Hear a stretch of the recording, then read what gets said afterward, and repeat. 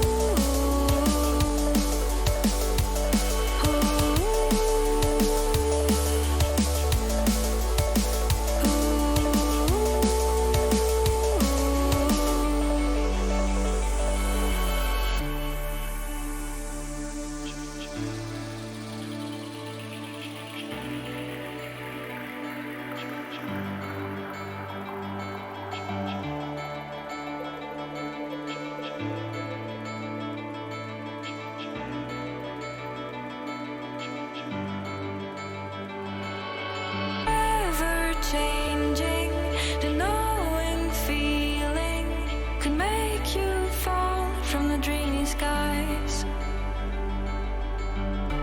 Suddenly the deepness can get through, realize I fall along with you, and you're looking into cold green eyes. Ooh.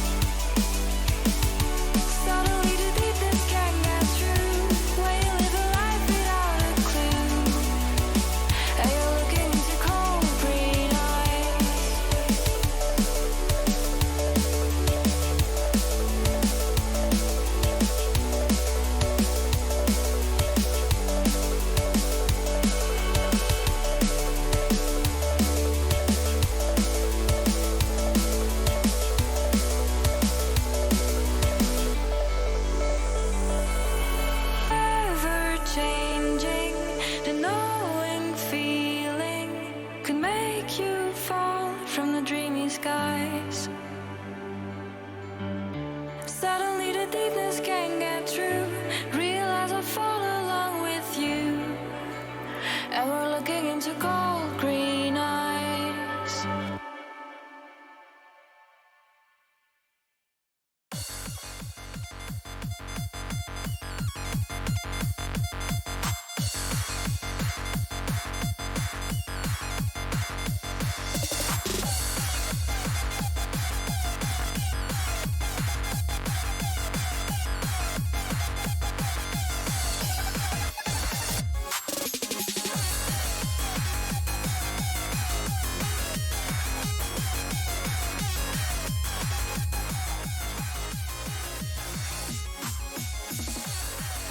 What is up, people? We are back here with another OSU Mania 4K World Cup 2021 match. We're almost done with round of 16, but we still have a couple more matches to go. I am Davey, joined here by none other than Paturage. How you doing, mate? Yeah, I'm still doing fine. Looking forward to the next few matches. We're going to have Belgium versus Peru right now live on OSU Live. And at the same time, we're going to have the United States versus France going in parallel, but it's not streamed right now. But we will inform you about eventual events that happen in that match. What are those events? I mean, yeah, we'll see. I thought you tried to say something about what's going to happen right now, but in any case, we are starting off with bans and picks. Now I'm not 100% sure about Belgium's and Peru's strength. I think that Belgium seems a bit inconsistent looking at their previous results. Peru had some unlucky moments, it seems, versus their earlier match against France. There was like, I don't know, a disconnect. Something happened that meant that there were only 2 scores submitted. No, I think Peru, for the first 2 picks, someone actually got disconnected, and they got 2 less occasions to get points, but still, it ended up in quite a defeat, but kind of an undeserved defeat. Peru is still really strong. Like, the 0 is like their hard hitter, and by far would be the best player in the lobby right now. No question about it. Yeah, especially in terms of long note accuracy, they can pull off some feats there. Like, they had a 1-to-12 ratio on Toad's drive. That's really good. So I don't assume this will be quite the sweep. We'll see. Yeah, I feel like that's pretty ambiguous. I think that this match is going to be pretty ambiguous. Yeah. Belgium and Peru kind of both have, at this point of the tournament, kind of a third player problem. I think that, well, their best players are going to be performing pretty well, but their second and third player are going to be a little bit harder to figure out as we go into the match. We see the bans right now. That and sometimes nerves just strike. And as we've seen this week, it's been quite intense, like the Vietnam versus Hong Kong match. I thought that would have gone like almost a clean sweep from Vietnam side, but you know, it seems like I underestimated their opponents. Yeah, just anything can happen. This round has been really wild. So yeah, there we go. I didn't have time to discuss the banning strategy or whatever they had. They went ahead and banned the Discordia from Peru, and they picked Winnipeg Die. I don't remember what the ban from Belgium's side was, but I think it was the SV. No. Yes, Belgium actually banned Kyoryu. I think Belgium kind of has some trouble keeping some scores in the SV department, so that makes sense. I think Give It the Blood might be a little bit simpler to grasp for the Belgian team. As for Peru, Discordia is a pretty sensible ban because Belgium is pretty all-rounded, so Discordia makes sense. Yeah, they don't have any direct weakness from what it looks like. It's just that, as you said, they have a bit of a third player problem. Just one guy lagging a bit behind, just in terms of accuracy or whatever.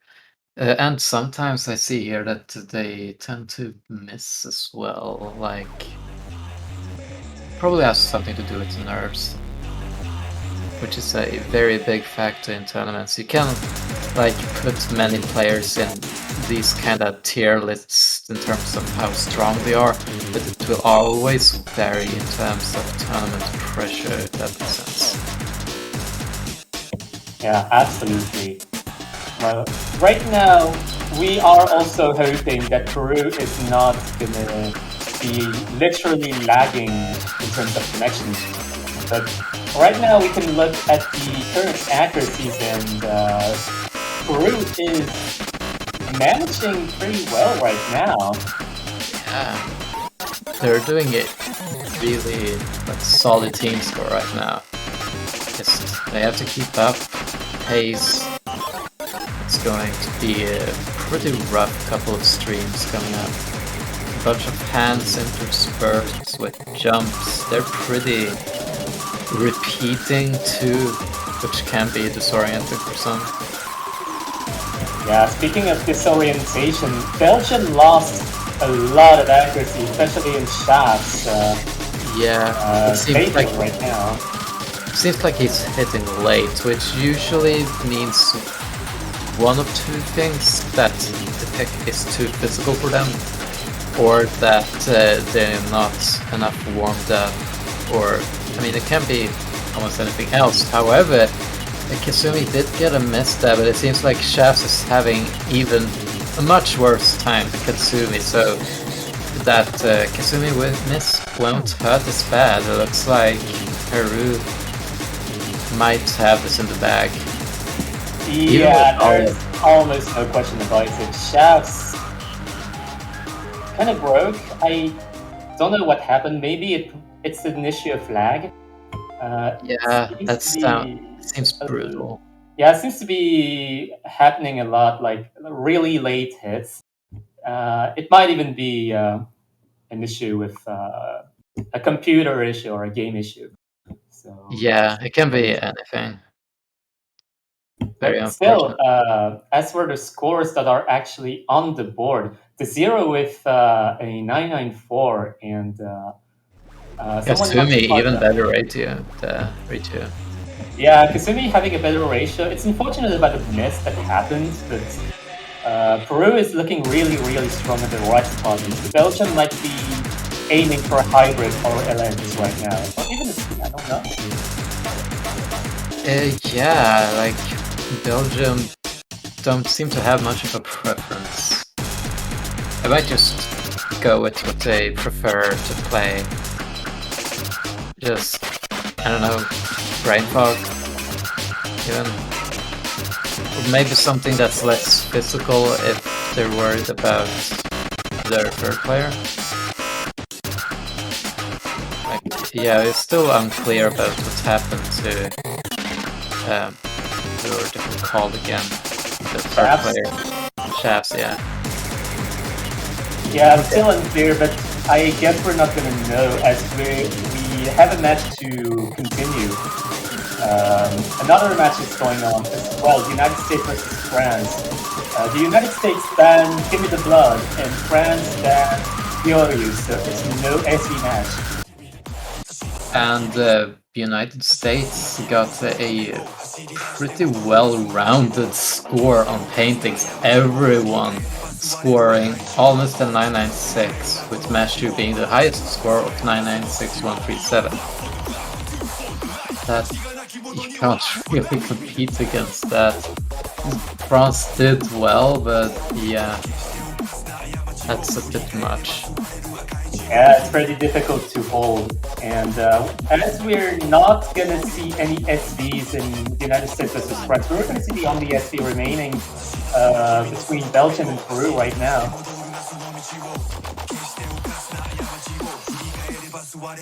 Oh, okay.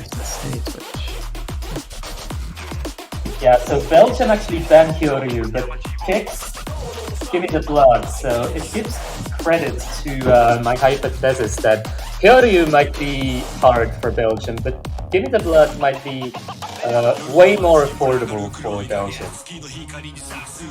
Yeah, it seems like Kyoryu hasn't been picked all that much. It has been banned multiple times. Might have something to do with the slow jams, but yeah, we did get some closure about what happened to Shafts there. Apparently had a bit of hand cramps, and if your hands are hurting, obviously it's going to impact your performance a lot. Yeah, cramps can happen for a variety of reasons. The reasons can be physical, or they can even be due to stress, due to being nervous in a tournament situation, or maybe lack of warm up. I'm not really sure, but it's kind of worrying. But yeah, we still have a match to continue, and we do have 6 players on each side. Well, not sure about Peru though. I think they have 5 players in And total. yeah, I think Akeiro's subbed in for Chavs, so they can rest their hand a bit, which is good. You don't want to stress your hand too much. I don't know what happened to Yeti here.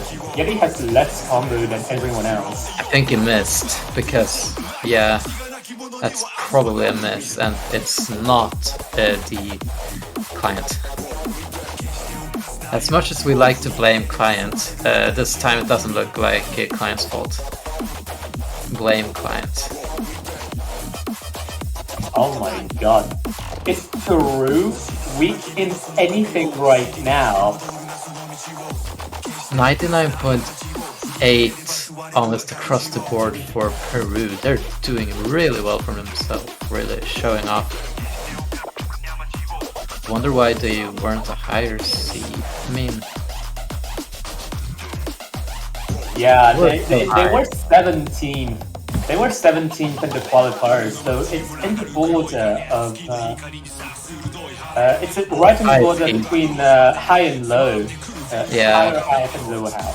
They were right right in the middle of the packs, so to speak. And still, did I hear a miss? Yeah, that was spam block. Yeah, if you hear a miss, it's definitely the first player in the lobby, and spam block is going to be missing a second time actually. Yeah, he pressed too early there, apparently. Maybe he didn't practice enough or something. I heard it in the chat earlier that they had like 30 minutes worth of practice on this. Like before the match. That's not good. Yeah, it seems that Peru had a little bit more practice, especially Chiretsu. Yeah, they're doing really well. Being well prepared and all, that never hurts. And SV picks are usually used as one of those minor picked against like a powerhouse that you could maybe score better on just if you grind it enough, right? Wow, look at the ratios from Peru's side. They're basically all the same. Yeah. What I like to see about the Peruvian team is that they're pretty cohesive. Like they kind of have all the same like skill. Yeah, that's pretty good. That's a pretty good observation. Yeah, like reminds me a bit of Thailand when they're playing LNs. They just get such a good team score, and everyone has about the same like score-wise. Oh my god! France actually got a point on Winnipeg. What happened? How? Okay, so Grip Warrior actually choked pretty hard, having 4 misses. That's unfortunate. Yeah. Oh my god, what are those runs from Il Richie and Toph? Oh my god, 80 and 82 regulars, D1 double S's. Yeah, and US is one of those teams that we're talking about that is so equal across skill set that, you know, they pretty much get the same scores. They're so well equalized. So it's really scary to go up against them. Because you can't, like,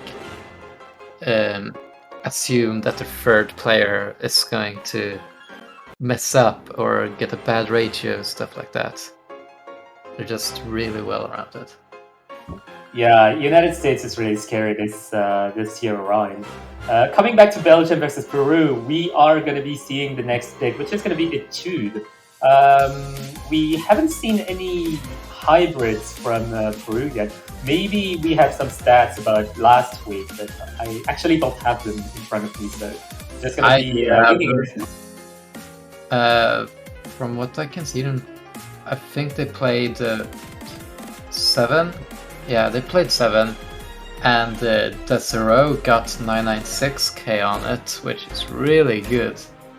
That was almost the top score of the lobby. But they only had 2 players for it. They had that disconnect, so unfortunate. Yeah, that's really unfortunate. I hope it doesn't happen again. I really hope it doesn't happen again because getting a loss due to technical issues is really heartbreaking. Anyways, we Wait, are going to be going in. I think for the carries, it's going to be Montespan wait, versus what the did Zero. Kasumi just... Oh, that was client, sorry. It looked like Ah, Kasumi forgot to press the keys. But it's just the client playing tricks on me. yeah. For a moment, I thought that there was a tiny bit of combo missing from Kasumi's playfield. It was like 10 misses all at once because the client made it look like he didn't press at all.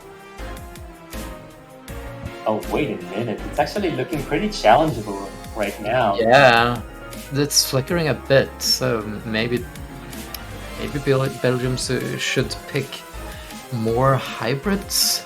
Not sure. Yeah, I don't know. Like, Chef seems to be feeling better right now. Like, 99.6 is really good right now. But, Yeah, we good at still the have field. half the map to go. This also is a map that has a bit more breaks in between. It's not as constant, and yes, we see as the patterning got more dense, it starts to hit later, which really impacts his score a lot. Now he's down at almost 98. Yeah, 98 now. You don't want that to happen. And Yeah. right now, Peru has the lead. It's going to be really hard to come, like, Yeah, recover. there are not many notes remaining, and yeah, Chef's accuracy dropped right from 99.5 to 99.0, which is kind of equivalent to a miss, or even more. Yeah, that's like way more than just a miss. If you chain like 3200, that's more than at least 4 misses or something. They cost a lot. And that is it. Peru's point it is. Yeti doing really well actually. That's a very good score. Yeah, score-wise, Peru again is having really similar scores: 992, 989, and 989. The ratios are a little bit different. Kasumi getting the V1 double S, but with a lesser ratio than their teammates. But yeah, it was the Zero with a really, really decent front ratio. Yeah, the best of the lobby, definitely. As we can see, Shafts had a bit too many 200s. Had that not happened, where the dense patterning started to just impact his performance, might have seen a bit of a closer one, actually. What is happening in the United States versus France match? France is actually leading 2-1. How? Wait, they just won on Capstel, and actually, Toph choked Capstel. Both of all players choking Carousel. Oh no. Oh my god, what is happening over there? I'm really interested. But right now, we are seeing our own version of Capstel right now, and it's going to be really interesting to see Peru's performance on the pure LNs. Yep. Allen tournament moment. I think Desiree was where this was a qualifier. Back when I was a bit of a dumb mapper. I made really stupid to play maps. This was definitely one of them. Oh yeah, the initial... Huh? Sorry, the initial version of Capsule was really conceptual, but I really liked it for what it's worth. But tournament-wise, it's a little bit weird, so we kind of edited it. Yeah. And we're just waiting for the match to start. Let's see these gamers pull some scores. I'm not sure about how well Shaz would play in this. Maybe do better considering that there's no like dense rise patterning. It's mostly a matter of coordinating LNs. And this is pretty just coordination and tech heavy for the most part. Especially at the very end, like the ending section, where there's a bunch of just long, very long notes going on with graces and all. Oh, No. Shaz moves. No. Yeah, I was going to mention that the map is less physical than what we've seen up until now, but it does not help Shafts quite yet. Well, one can hope that Peru misses, maybe. Equalize it a bit. Like, Shafts is doing alright right now, by all means. It's just that one miss. Yeah, Peru has been looking really consistent all around this match, so pretty terrifying for Belgium to be missing right now. Yeah, we're starting to reach a bit of a break point, and the last section is about to pop out, where we might see some changes. I don't know. I feel like that section is overall pretty easy to just FC, but in terms of hacking it could be a bit different depending on players. And Oh man, Peru is on a really good team run right now. Oh yeah, they're crushing it. But Belgium's run is actually not bad at all. Only getting one combo break at all, really. Getting some Vamos Peru. Vamos Peru in chat. Vamos Peru! They're getting their 4th point right now. That's... wow, they're on a roll. Yeah, looks like we're about to pick up a broom, honestly. But I suppose it's a bit too soon to call it. We've seen crazier comebacks before. Yeah, we've seen the reverse sweeps happen before. It has happened before, I believe. So be careful, be careful. Don't be too cocky. Yeah, I must note that the Zero actually only got 1/200 on Capsule. It's really, really hard to get a V1SS on this. Props to the Zero. Yeah, the Zero is nuts on Elenak, so it's a good idea for Peru to pick the more Ellen stuff. Like, I'd say their next pick could be Paintings. They can pretty much outclass Belgium or even Sakura, actually. Because if Shafts would be playing, I don't think he would be too keen on those patterns, since they're more physical than the others. But either way, I'm not sure why they keep Shafts in if they just don't have anyone else to fill in. Because, yeah, he has hand cramps, you gotta take care of your hands. You gotta get some rest. Yeah, it's good to be playing well, but you're also gonna be taking care of yourself. And, as organizers, we value the well-being and health of our players. You should too. Yeah. Everyone should. Okay, they're subbing in Akelo for Robotic Girl. Which is a good idea, since this one is another very dense thing, like Winnipeg, just longer.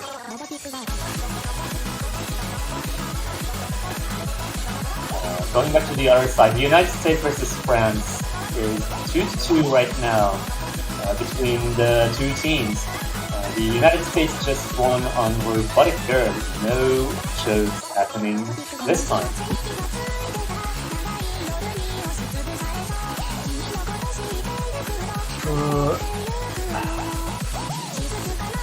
Yeah, this one. I think that. Whatever. We'll see what happens. Yeah, absolutely. Let's see what happens. 3 minutes and 19 seconds. I really hope that everyone in the lobby has enough stamina. It seems that Belgium decided that chefs did not have the stamina for this, so they're going to be replaced by Ikero. Yeah, hopefully he can keep up a bit better with the right patterning. Unfortunately, Akari did just get a 200 on the first note. Might have been like a first note lag thing, I don't know. It happens sometimes. Yeah, I hope it's not the case. Yeah, well, it should be easy to tell if it is. So far, Dazaru just showing off 99.92, just raging the hell out of this map.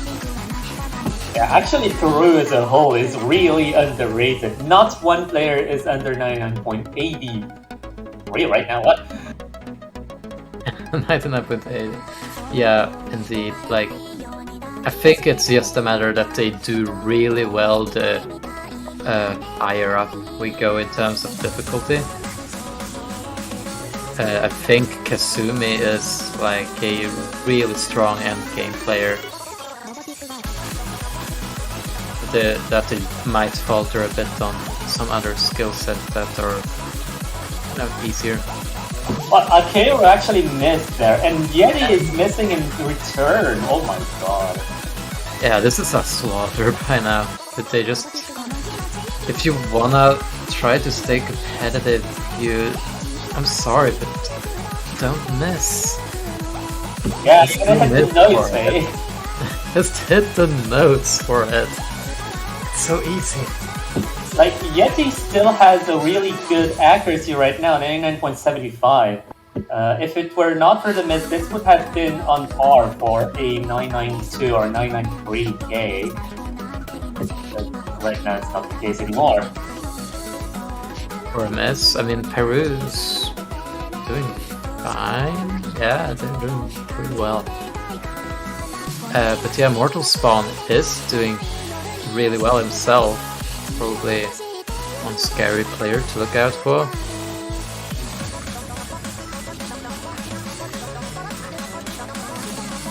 And we're almost at the end now. Just a couple of more tricky streams to go. I think this is the Oh, that's clean.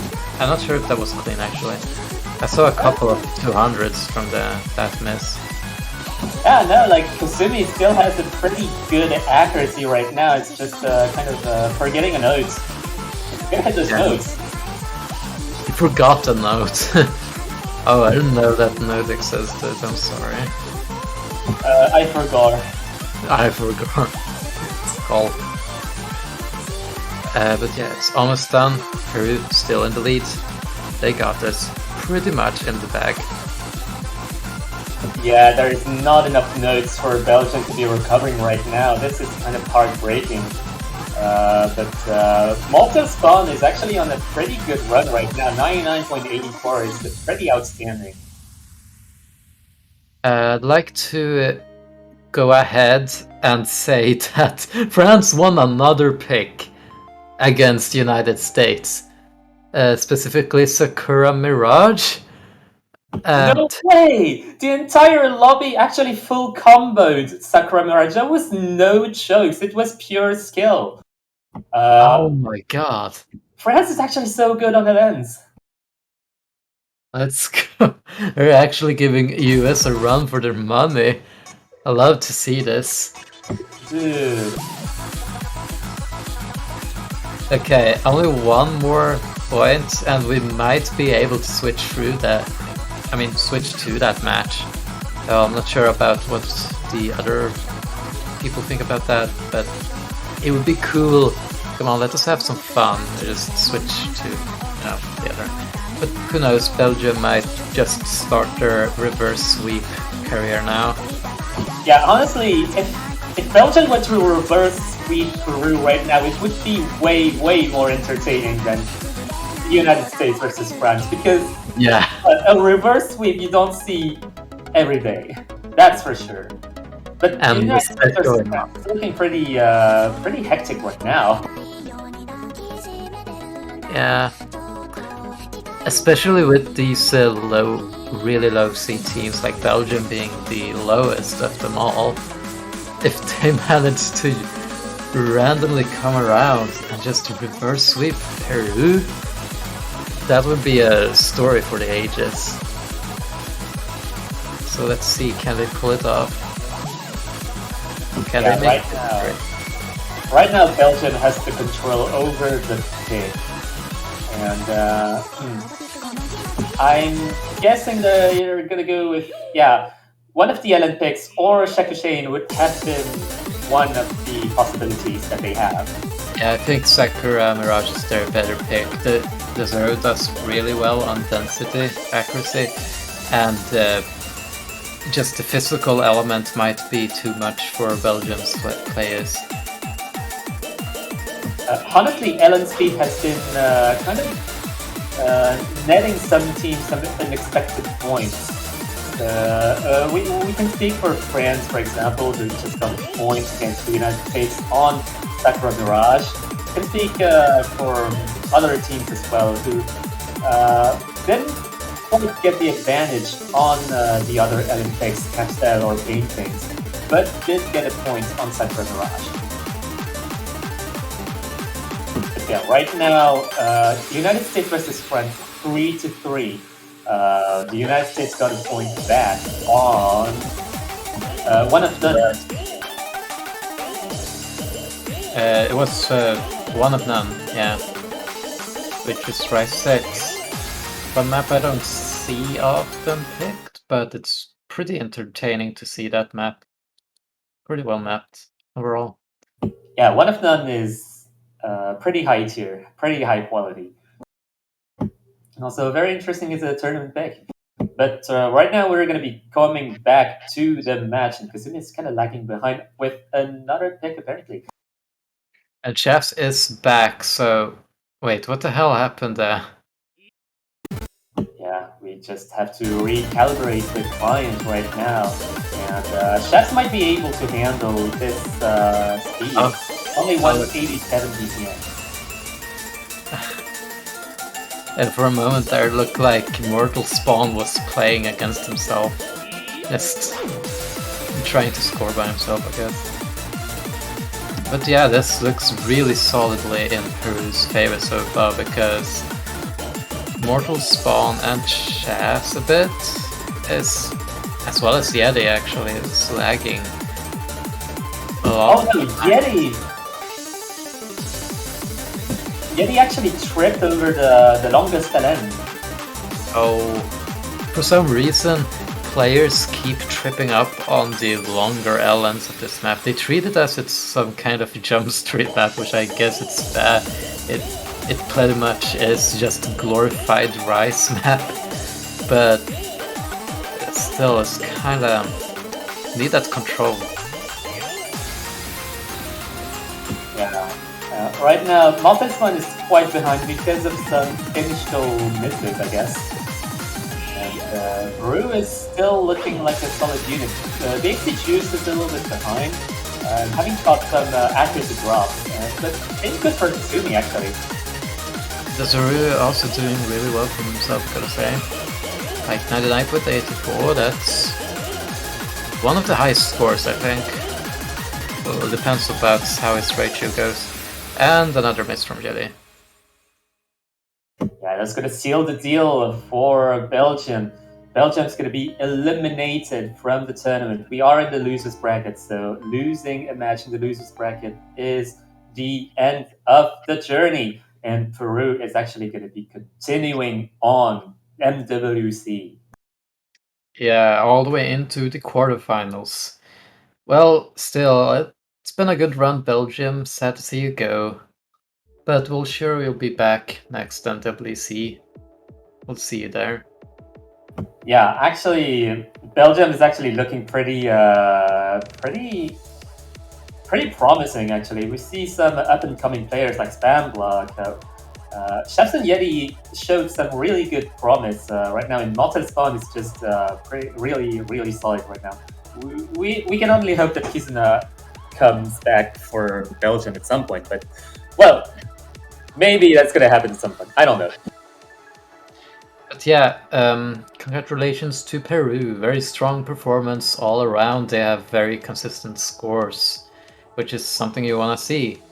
You want to see the consistency in a tournament. In any case, right now, the United States and France are playing Shaka Shane right now. Shaka Shane 1.2. I don't know if we want to switch right now to that match. I don't know if we have the technical possibility to do it, but it would be very entertaining. I mean, cheaper tournaments have done that before. Wouldn't know why this. And okay, we'll switch over in 1 minute. So we'll get to witness the American versus France struggle, reminiscent of the Britain versus France struggle. What? What is happening? France lost Shaka Shane by 95 points? 95? What? No way, that's heartbreaking. 95? Oh my god, that would be so good to have on stream. Would you imagine the like freaking hype and heartbreak of just 95 difference? There's just no way. Oh my god. Toaf actually choked Shaka Shane, broke combo like towards 600 or something. France had the real chance to take it back from the United States, but right now it's looking like a downwards hill right now because picks are getting harder and harder. Yeah, they're pretty much out of safe picks. I think they have a chance at Etude, unless that was already picked. But yeah, like US is overall so strong on Rise that just France, I don't think, has much of a chance against that unless they do the bit of a oopsie they did a bit before, where they just got a random miss in there somewhere and just steal a point off of that. Yeah, honestly, the United States has been choking left and right now, and that is France's cue to be catching up right now. If France can actually get some consistent performances, I think they can get a point even on the rise. That would be pretty good to see. If we see it go all the way to tiebreaker, I will be there. I'm all there for it, you know. That's something I want to see, at least. Usually US just don't go challenged this early on. It's like they're a finals team. That's really when it starts to become intense for them. Yeah, absolutely. Like, I think the qualifiers this year really did some good work on setting some really interesting round of 32 and round of 16 matches. I remember the previous year where we had like hundreds of tiebreakers, it feels like, on round of, what is it, 16? Which is the round we're in right now. It seems to always be just a tiebreaker fest, which is, you know, always pretty entertaining. For sure. I still don't know if we'll be switching. Just, I saw that we would in 1 minute, but it's been like 4 minutes now. Would switch by now. I guess we'll wait or something. Yeah, I think they're still figuring out their picks. Okay, stuff is broken. That's it. I guess we can just show here a bit. Maybe you guys can ask questions. I'll be happy to oblige. can ask us what's our favorite food is, for example. We can talk about food suddenly.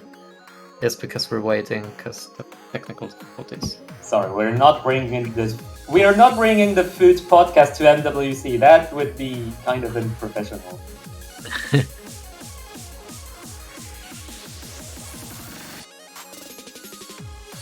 Are you the guy from YouTube? I am not. Okay, we're in here.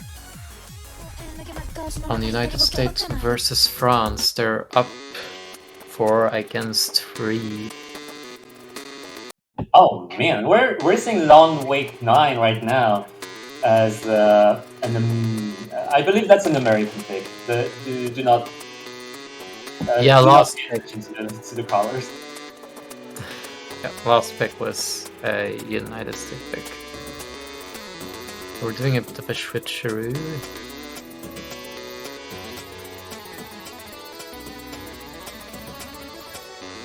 Anyways, I'm praying for France's consistency. Right now on the field, see Patou, Zora, and Azuba, also known as Bumpino. 3 very consistent players, actually. But on the other side, it's kind of the same, but each of them have been kind of missing or underperforming in this match. I haven't seen them like on the scores on this match in particular. Let me check. Oh yeah, they played One of None, I think. This exact trio. Yeah, I think One of None was definitely not France's map, but Long Wait might be different. Long Wait will surely be different. It's a very, very differently structured map, so... Yeah, it's characterized by more bursts than anchors. It's pretty much all a map about controlling bursts like those. Yeah, right now Esper is a little bit behind right now, but it's still recoverable at this point in time. Patou's doing actually a pretty good job at keeping up his accuracy, doing better than Stupid Man. But just Toph doing his best to keep his team afloat. Look at that. Toph has always been like one of my favorite players, I think, because they have that Ellen act and that Rice act that is always very good to see in a tournament setting.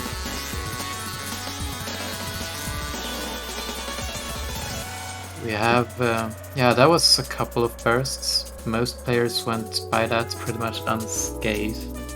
The previous One of None was characterized by a couple of misses on the side of France, which meant that the score difference was quite big. So as long as they FC it, they have just a slightest shot to make a comeback, yeah.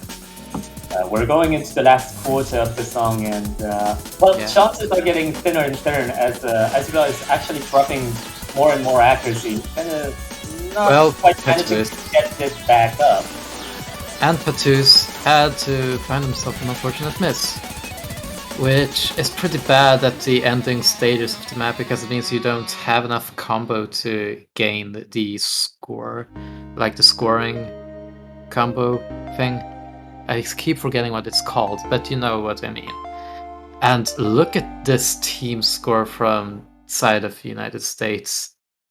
994 on this map. Yeah, that's very scary actually. Oh yeah, Grip Warrior is definitely dishing it out. V1SS on such a techy map is really difficult to manage. Ola with a pretty convincing performance of his own as well, only getting 2 200s, and Toph only 1. Azubert was lagging behind in terms of just 200s. So a bit like the case with some previous teams we've been talking about, they have a bit of a third player problem, and this is potentially the last pick France has, unless they of course win both this and the United States pick, which is pretty, well, I'm not sure if that would ever happen. Wait, no, this is actually the last pick, because if France wins this one, then the United States wins the... No, I mean, and then they win the United States pick, that means we're going to a tiebreaker, so yeah. They have to make this count. It's now or never. Yeah, I feel like France's last pick is going to be between Etude and Discordia.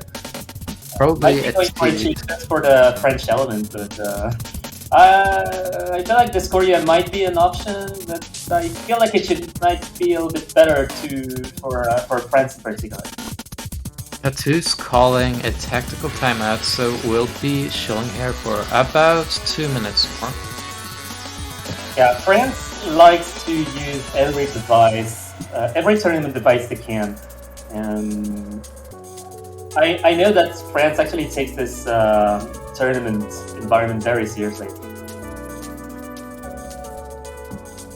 Yeah. Training sessions, we see some heavy debates as well in terms of strategy. Yeah, Patouche would definitely know this, I think. Yeah, I'm kind of biased, I know. Yeah, he can't get away from it, you know. Yeah, I mean, it wasn't planned in the first place, but we're doing this right now. And I am fully rooting for France as expected. I think they're, like, right now they're doing really well. Like, getting 3 points against the United States is a tremendous performance by them. I think their scores, they can be really happy with their scores up until now. That's just a feat, just getting 3 points against the United States in round of 16. How was it in previous rounds? Did anyone score a point in United States against the United States in early rounds? I don't really think so. I don't really think so, and I think last year was about the same. Like the top seeded teams went pretty much scot-free. I think. The tactical timeout is about to end, so you'll see some more action coming right up. And they're going with Open Your Eyes. Interesting pick. I would have definitely went with Teeth. That's really confusing why they picked that, and not something like they have a bit of an advantage on just based on their own performance right now. Honestly, I feel like that's a complete gamble by France right now. I think they're betting on an American choke. And if they can hold the combo on this one, I think it might be a strategy. I feel like they just discussed this like for 2 solid minutes. Wait, what is Codex doing here? Wait, Codex? Okay. What is... Okay. I was scared for a second here because I thought of Codex was gonna be playing the stream pick, which is completely alien to me. Has he ever played anything except log mode? Yeah, no, Codex is notorious for only playing LNs. Codex has not gotten the rice skill up at all since like 2 or 3 years. It's kind of funny how it works. I mean, then again, the higher you go in terms of LN, the more rice will start to overlap. But still, I can kind of feel that I was really LN proficient at one point that I just played LN, and meanwhile my rise was down to like Dan 7 level while my LN was Dan 10. Kinda wild. But yeah, this is definitely a gamble from France's side, which is weird because, as I just discussed, this is their only pick. This is their only pick they have, and even if United States loses this one, they still have one more shot. They have a pick of their own, right? Yeah, they have a pick of their own, and I think there's one more rice remaining. I'm not sure. Okay, And, Alright's gonna be falling behind at first. and a miss. Oh, you don't like to see that. No, you Yeah. don't like it. No, that's a pretty bad gamble result right now. Yeah. It just went in 100 or nothing and then just rolled a 1. That's hard as me. Yeah, that's pretty unfortunate, but we can always bet on some American misses, maybe?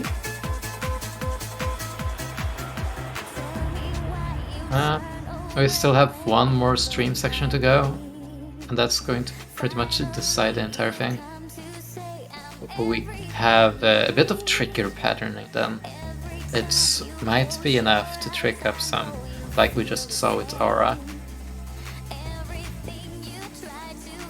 Because, you know, 154, 118, it's really fast. Anyways, here we go again on the streams, and here we go again is not a map in the book. Although it's pretty similar, kind of. It's pretty much done for, I'd say. Yeah. Yeah, it doesn't look like the United States is going to be choking this pick in particular, but Pat 2 is with a really convincing performance, but it's still going to be worse than the entire team of the United States, unfortunately. Yeah, that almost touched Toad's score. Like, just by 6 300s at us. That's pretty close. But then you have Grip Warrior doing a 136 300, which is like, what? And then you have Lil Richie, also good at this kind of picks, and it does a 132 300s. That's really scary. And, well, there we go. United States takes another win and they'll be advancing up the winner's bracket. Now I don't know immediately who they'll be facing. But, you know, France is not out of the picture yet. They're just going to go to the loser's bracket, where they'll be fighting someone, and we'll see who that is. We have a couple more matches to go in a few minutes, but otherwise very well played to the United States, and we'll definitely see them perform really well. Oh no, France is actually fighting the Netherlands. Oh my god, that is gonna be a match and a half. Oh yeah. Hold on, how well did Netherlands do? Haven't been keeping track of them a lot. Yeah, so they won 6-2 against Venezuela. Oh. And yeah, it seems that the Netherlands is mostly carried by Too Fast for You. Too Fast for You has been performing really well this tournament. It's been really refreshing to see Too Fast for You kind of progressing in this tournament, and especially like as for the newer faces in the Netherlands team. I think Toxic Scent has also been kind of a staple.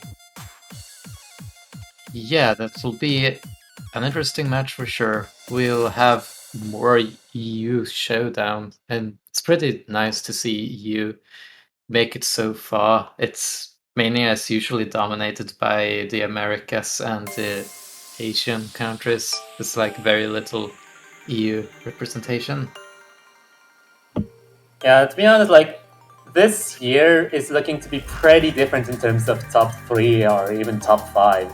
So I think it's going to be pretty exciting. But right now we're going to be seeing some other matches in 4 minutes.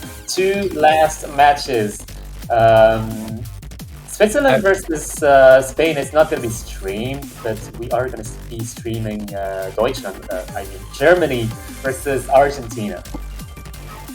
Yeah, Deutschland versus Argentina. We'll see that happen in a bit. So don't go anywhere, stay tuned, and purchase the banners. Yes, purchase the banners.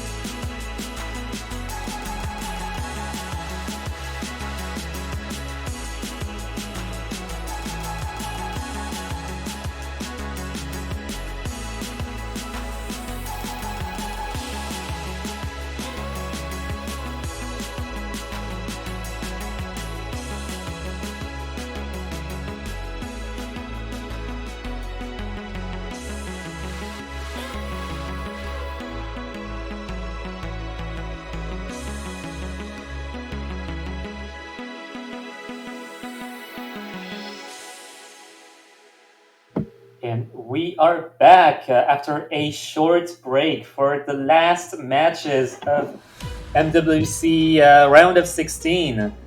I hope you guys are ready because those countries surely are ready. I think they should be ready. Anyways, we are the same commentators as the past hour. I am Pachiraj, and with me is Davey. Yeah, this is me, Davey. How are you doing, Paturage?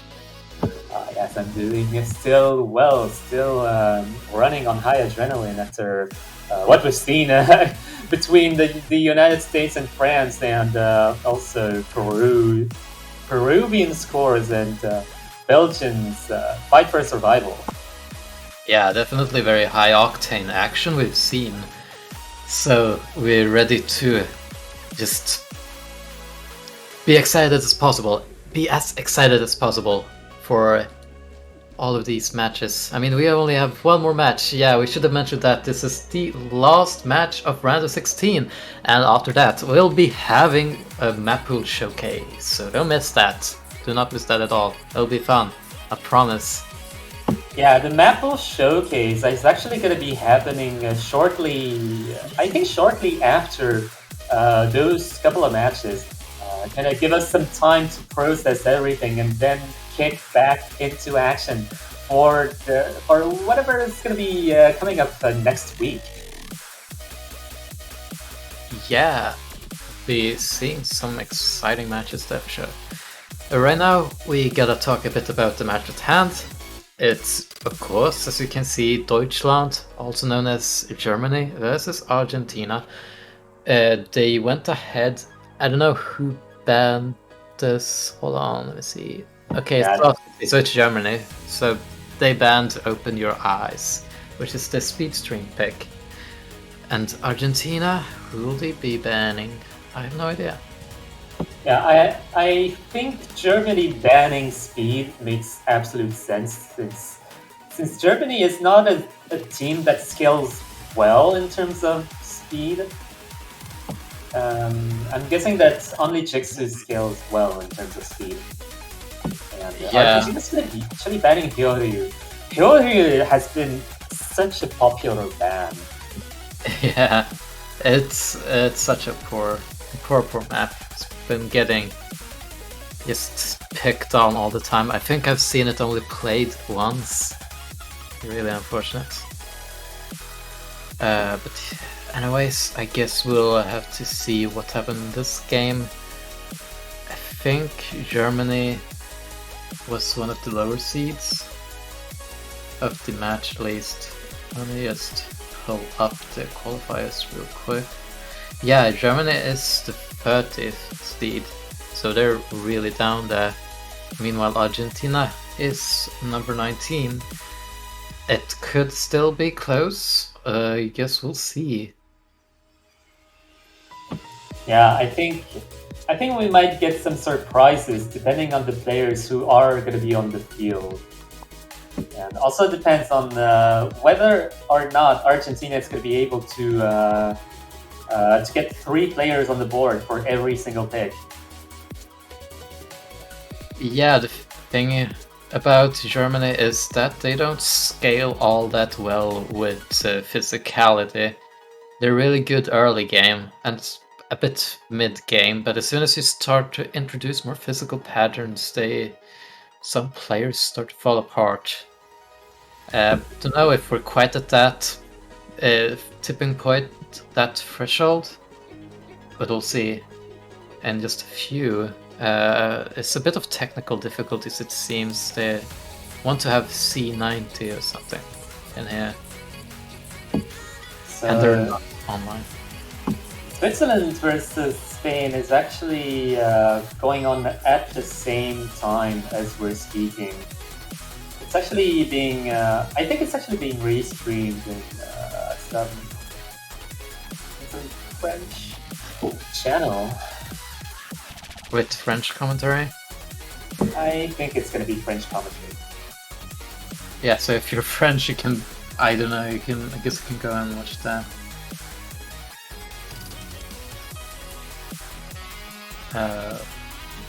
In any case, we are waiting for the first pick from, I believe, Argentina. Yeah, it is Argentina's turn. I think they might go for LN stuff. Not entirely sure. I'm just gonna look at the qualifiers real quick.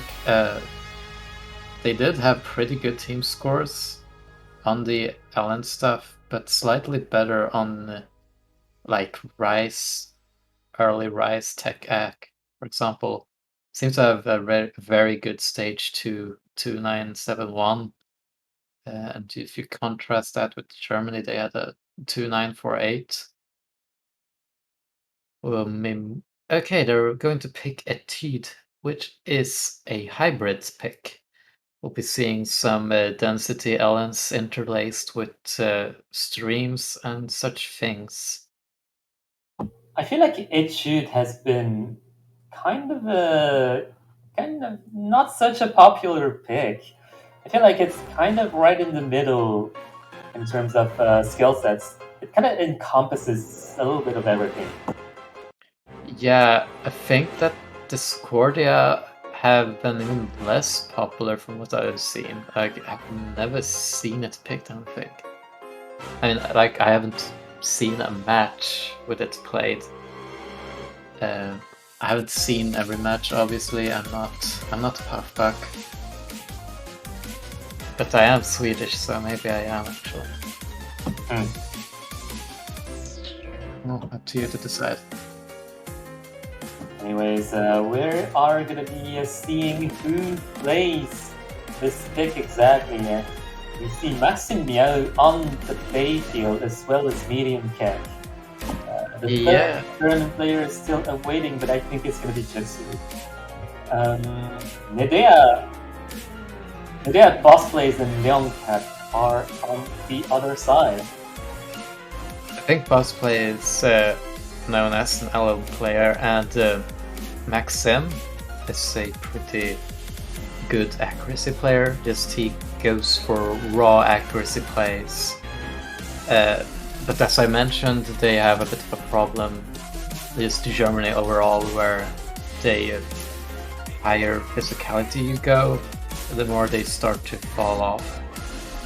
And I think Maxim is one of those players that struggles a bit on higher densities, which is why I think Etude makes sense for them to play, because it's pretty low BPM overall. It's decently light. It's just that the LN part's pretty tricky overall. I think that's probably the most difficult part of the map, if I'm being honest. Yeah, it's going to be interesting to see how both of those teams are actually going to be dealing with this. I believe that Argentina is actually pretty well-rounded as a team.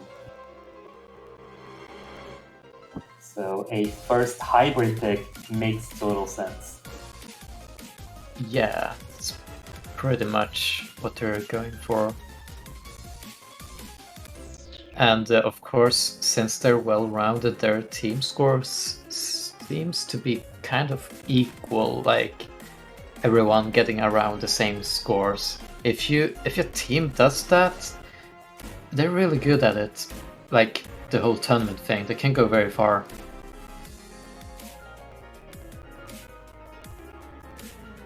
I think we're getting ready soon. It should be on any moment where we see some action finally. It's been about 10 minutes. Yeah, I hope that the staff is doing well. We are making our referees work a little bit over the clock. Really, it's all volunteer work as well. So it's really refreshing to see so many people motivated to actually make this tournament run. But always thanks to your staff, people. Without their volunteer effort, nothing of this could have happened. Yeah, speaking of which, well, I won't mention it now, but C90 actually managed to get in. So we are actually going to be seeing C90 on the field right now. And yeah, let's go. Let's go. Real quick. strong start for players such as Jixu and Maxime. But of course, this is just the beginning. Bit of a 1-6 stream there.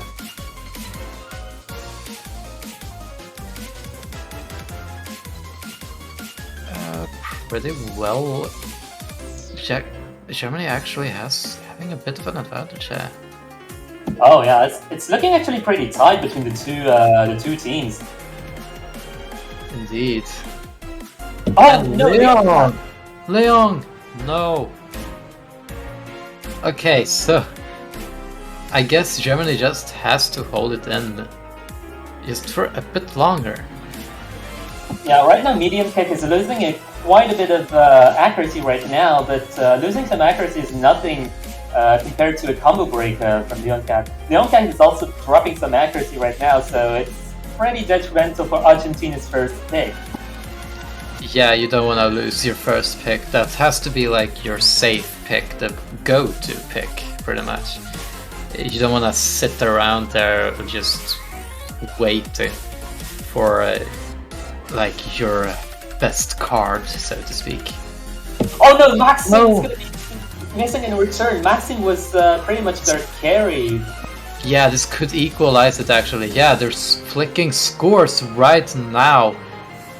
And yeah, just those tiny mistakes really matter a lot. Yeah, absolutely. Maxim actually dropped a fair amount of accuracy while missing, so that's going to be very detrimental. Yeah, the classic unclean miss. If you're gonna miss, you have to at least make it clean.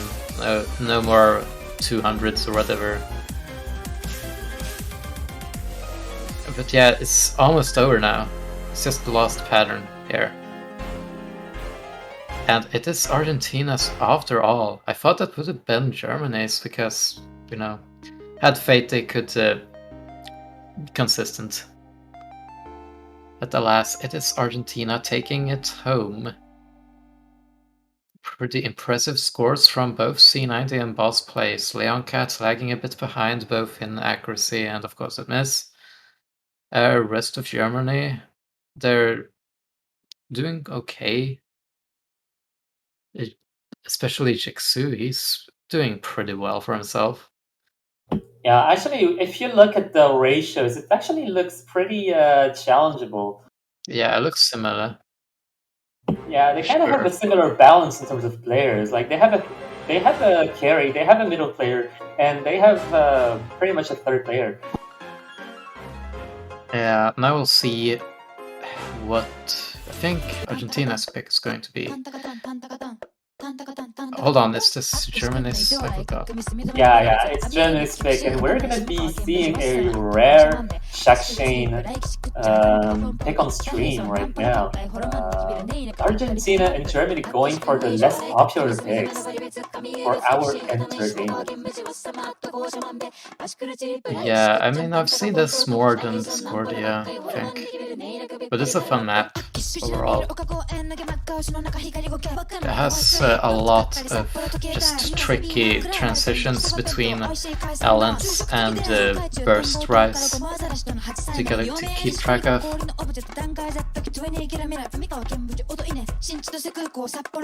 And yeah, it does make sense that everyone here is seemingly picking hybrids because, as we've stated before, they're very well-rounded in terms of skill set.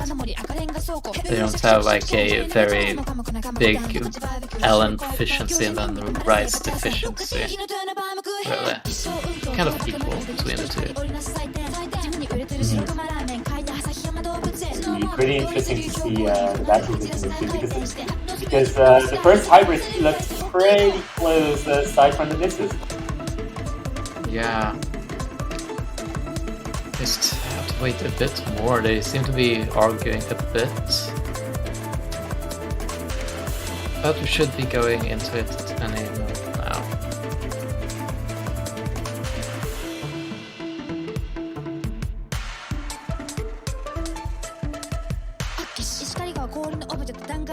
Yeah, starting in a few. It's a pretty slow match overall, I feel like. But I shouldn't complain. Yeah, we're just chilling for the last couple matches. We've had lots of excitement very early on. Like we've seen Yeah, many tiebreakers happen, so we need some matches to wind it down. yeah, indeed. We saw so. Oh, actually, Faden likes to succeed. Oh yeah, he was the Faden player.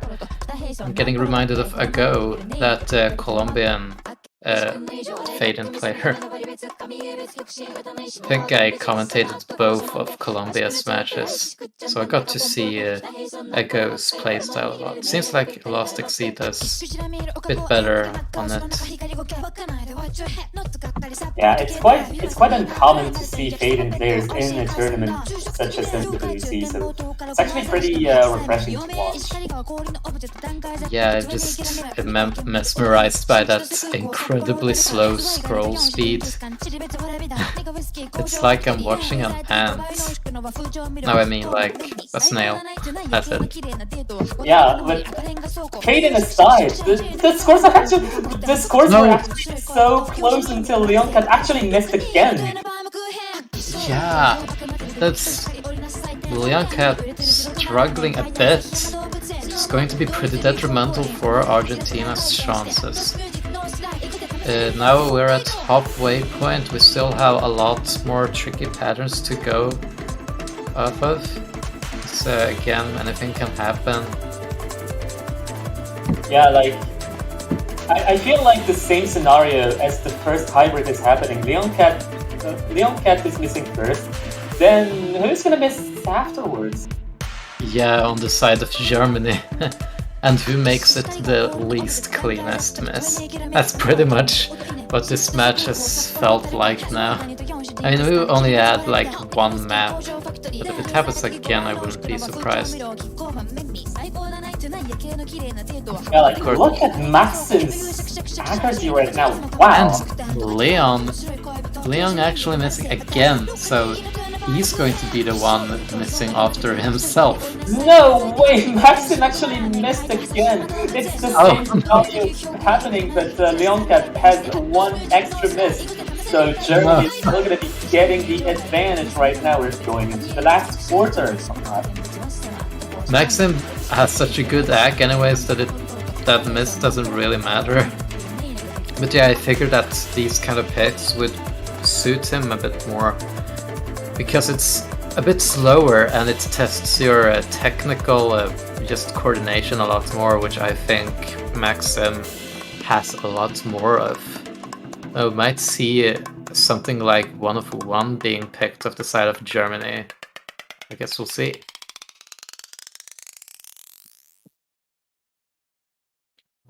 This is looking pretty exciting. It's 1-1 right now, and on both of the hybrids, that was pretty close. Are we going to be seeing the third hybrid with a closed match again? Yeah, like now I'm just wondering what their picks are, because it looks I'm not so familiar with these players that I know exactly what they're going for, and they're also seemingly so well-rounded as a unit that they honestly could go for anything, and I wouldn't bat my eye. Wouldn't bat my eye. Or however that saying was. Wouldn't bat an eye, not my eye.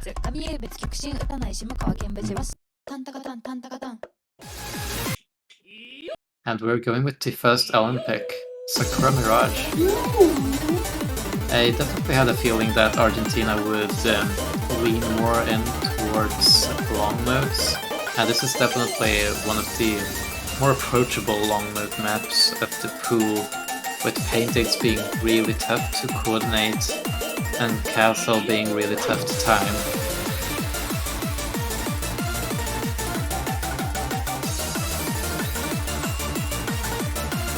And we're having a bit of a switch here in players. Ned is coming in for... Oh my god, why do I keep forgetting players?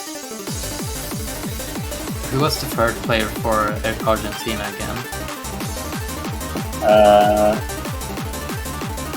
Who? Argentina, who was the third player, like that Ned... is stepping in for.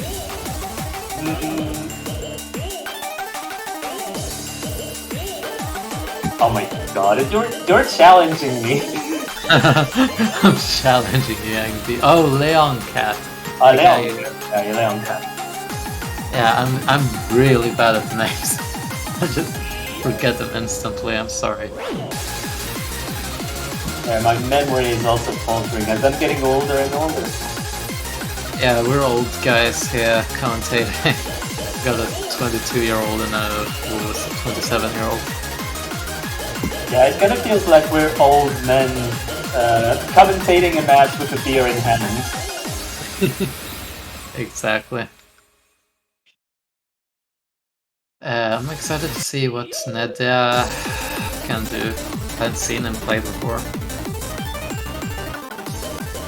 Okay, so Spain versus Switzerland is actually going pretty smoothly, actually. Spain winning 3-0 right now.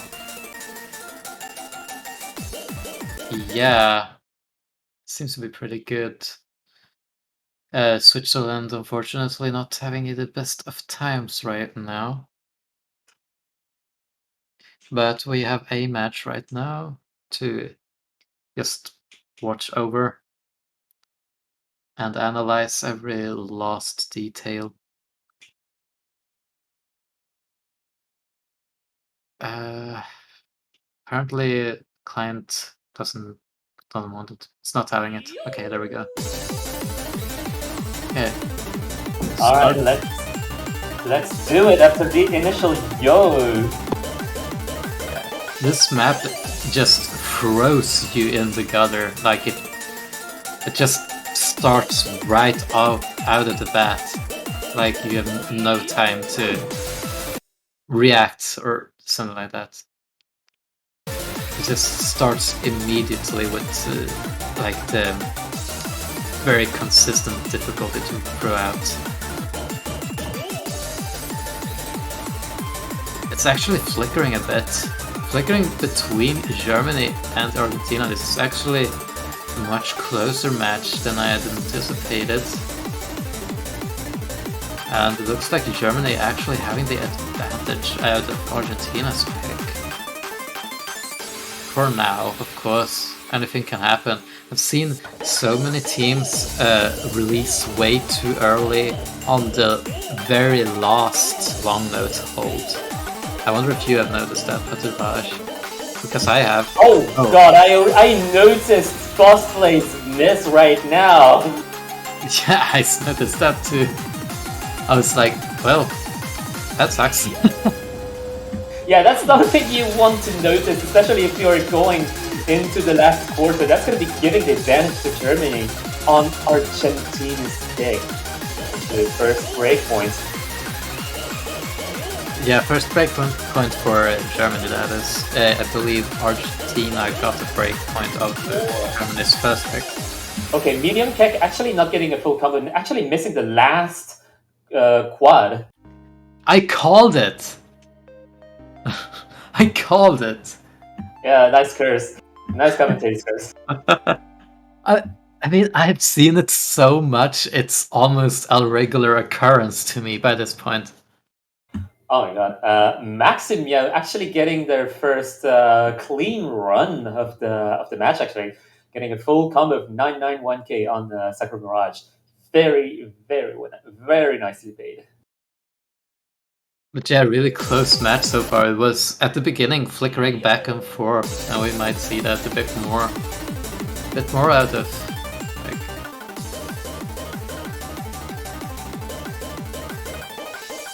And now it is, I believe, Germany's pick. And since they had just a breakpoint now, they really have to capitalize on it immediately. They have to pick smart. They have to really read where Argentina's strengths are. I'd say that probably it'd be better to go with one of the lighter price picks that are more techier, like Brain Fog and one of the None would be. Yes.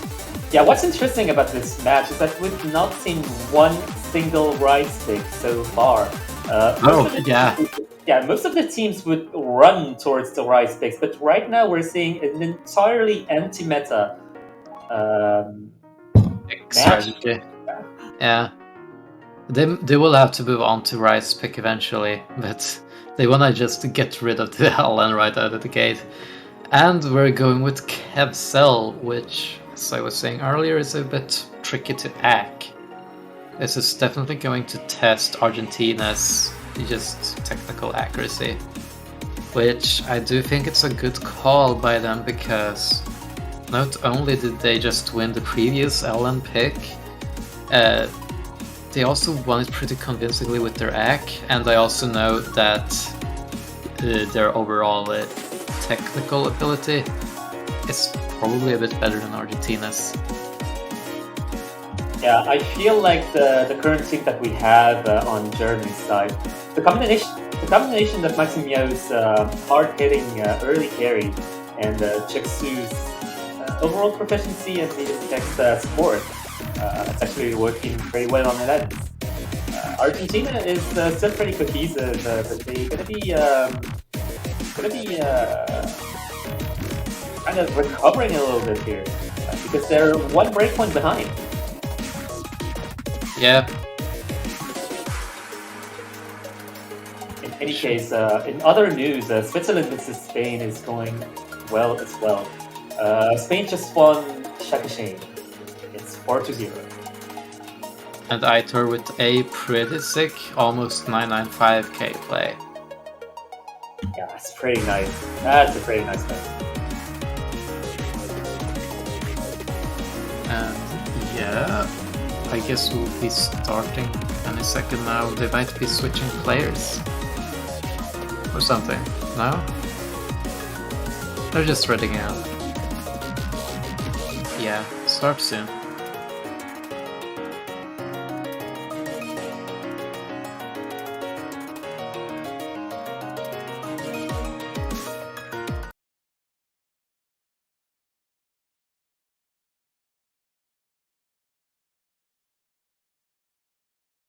And we're right in the beginning of the map. Castle being, well, one of my maps. So I know a fair bit about just what led to this being in the map pool and everything.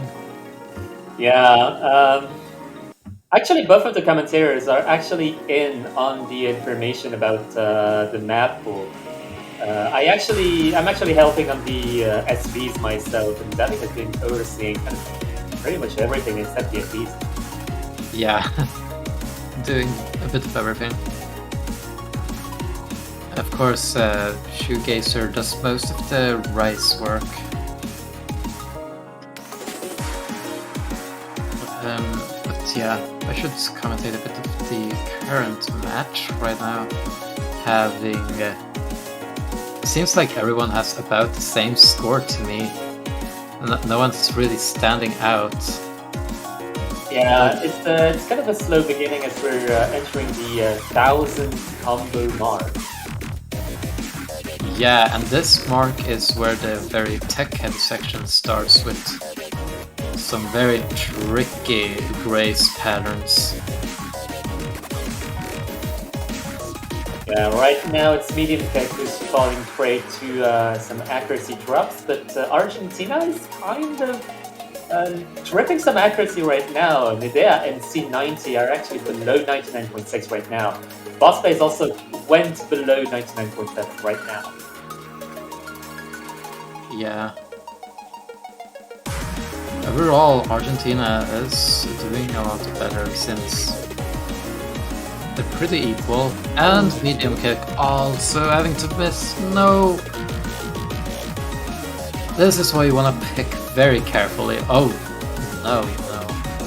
Yeah, I feel like that first miss triggered Medium Kick to miss a second time. Yeah. I'm guessing that wasn't the right pick for Germany right now.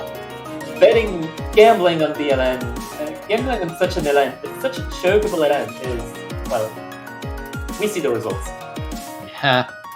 They're pretty much banking on Argentina messing up. You don't want to do that if you think you might have an advantage on something.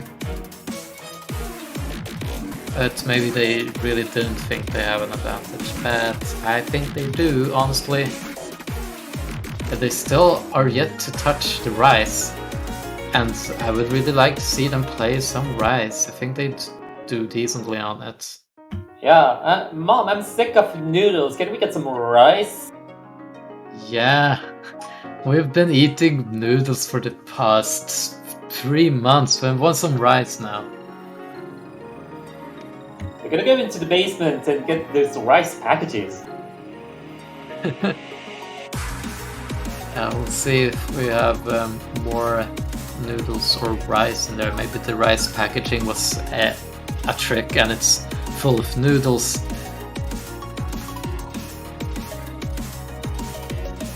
Alright, Spain versus Switzerland goes into 5-0 for Spain.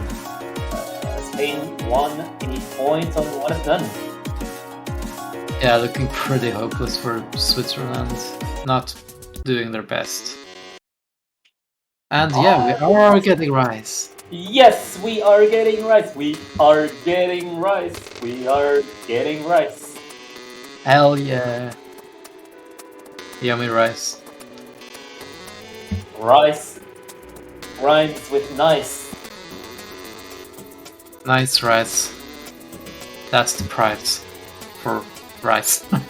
Sorry. I don't know what to say.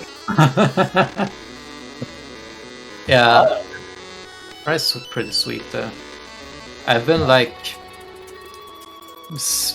playing so much rice as of late. It's just really fun to hack, I think. Yeah, absolutely. Especially since it's still kind of early game. Round of 16 is not that difficult compared to what we're gonna see in the following weeks. Yeah, it's about to amp up a lot. Be prepared, because we know everything.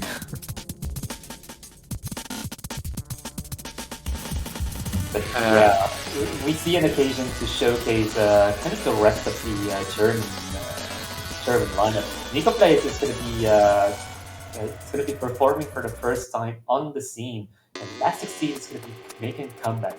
The fading comeback. Yep. We get to see a bit more fade in. I wonder how he plays Rise, like entire Rise stuff. Oh, the full, the fade in thing. Because Rise with Ellen patterning feels like it would be kind of a headache with fade in, because you don't really see where the Ellen releases are like immediately. You kind of have to wait and it kind of gets squished. I don't know. Yeah, it kind of depends on the skin. I think. I never played Faden, but I feel like it depends on the skin. Yeah, probably. If you have like a really, really big orb skin with just faded and the low scroll speed, it's going to read really weirdly. I'd say it's like just a clump of orbs slowly going down the screen. Okay, but in any case, we digress. I mean. And we are going into Long Wake.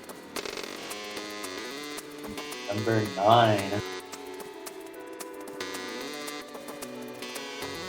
So this chart is pretty characterized by various bursts. Place, what are you doing? Boss Place is actually going to be missing early on. You miss early on doesn't hurt as much as a miss in the middle. And Last Exceed actually starting from a questionable accuracy, I think. Actually, that miss might not matter too much, because Boss Play's accuracy overall is really strong. Unless it looks like. Yeah, we're gonna see how that unfolds, but for now, Germany seems to have the advantage.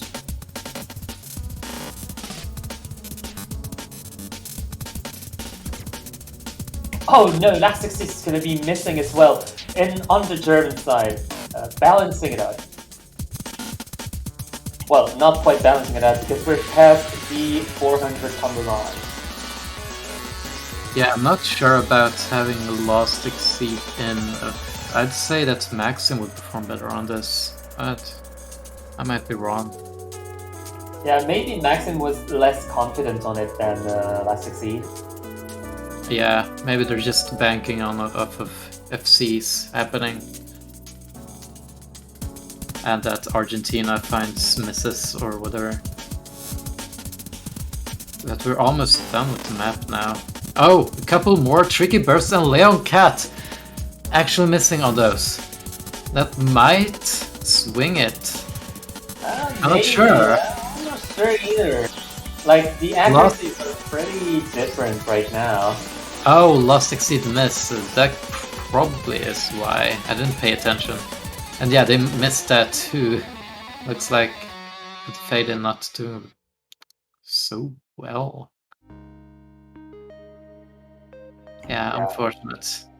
Yeah, right now Jixu is becoming Germany's carry right now. 990k, pretty solid run. Yeah, very solid actually. Definitely the better one of the entire lobby. Yeah, it's kind of unfortunate that those combo breaks have to happen, but yeah, it is what it is. We have seen Rise at least once.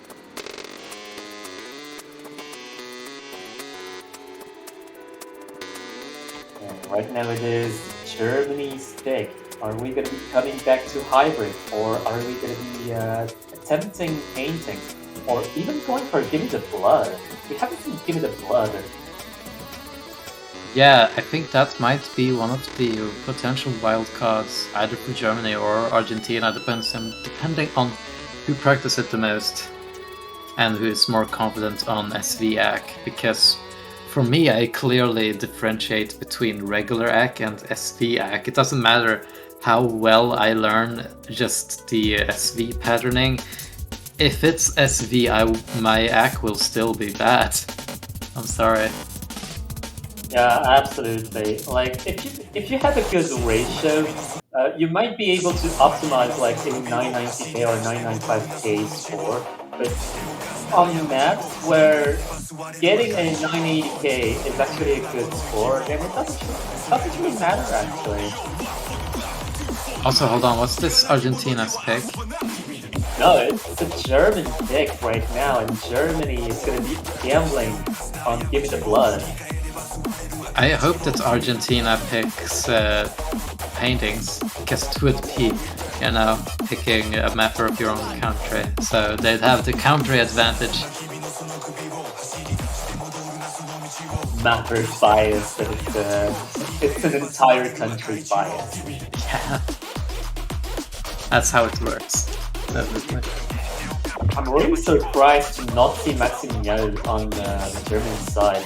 I thought that Maxim was good on SV, but perhaps maybe it's just not feeling alright. It could always be nerves, stuff like that. He's trying to calm himself down.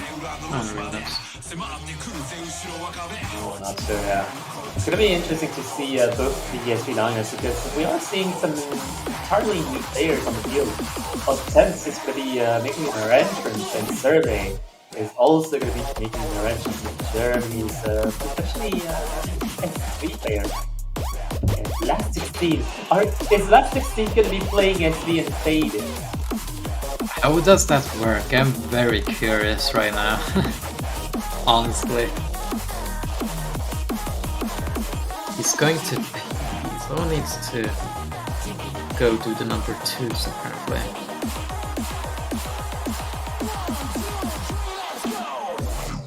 I'm not sure who.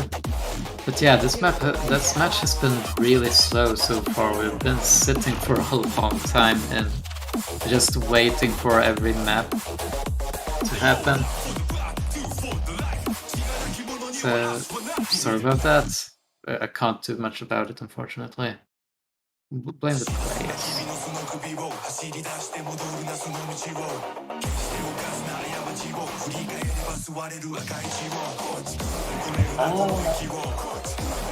It seems that Spain versus Switzerland seems to be getting a very, very weird glitch right now.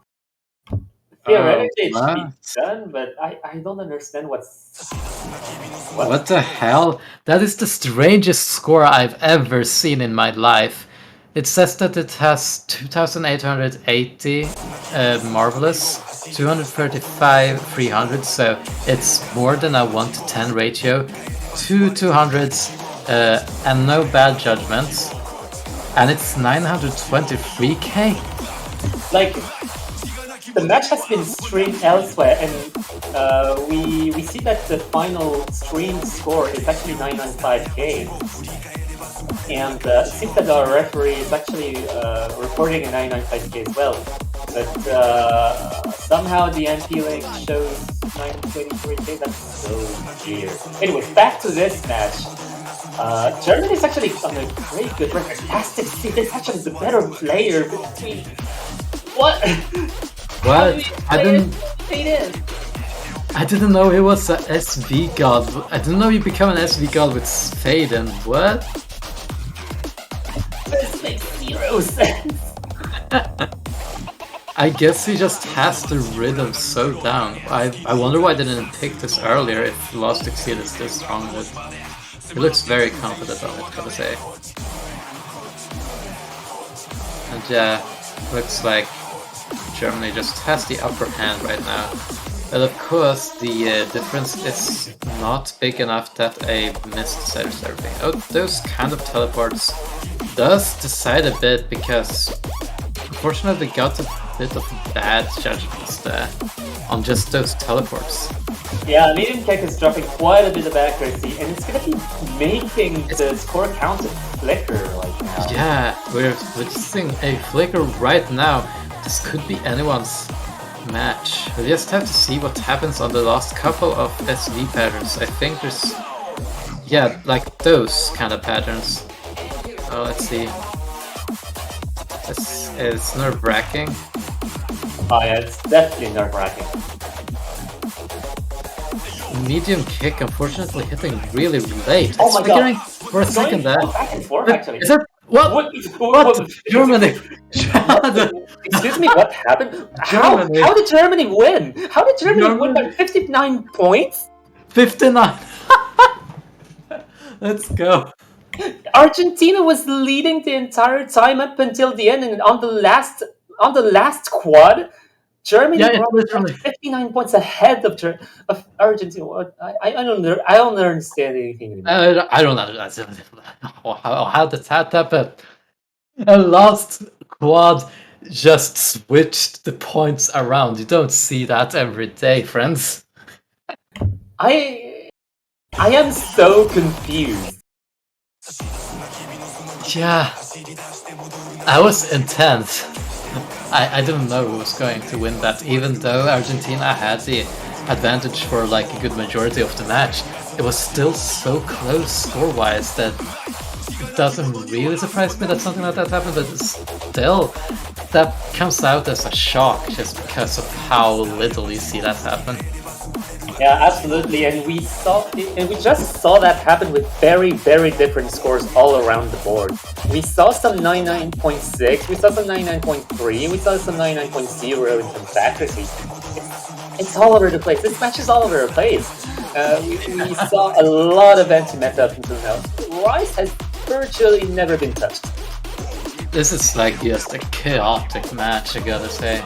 But yeah, right now they're running out of hybrids and long nodes and SVs. Pretty much the entire just anti-meta stuff is out of the window. So yeah, looks like they're going with Argentina picking a Juan Cristal map, which, as you know, is a proud Argentinian. So yeah, that's pretty interesting.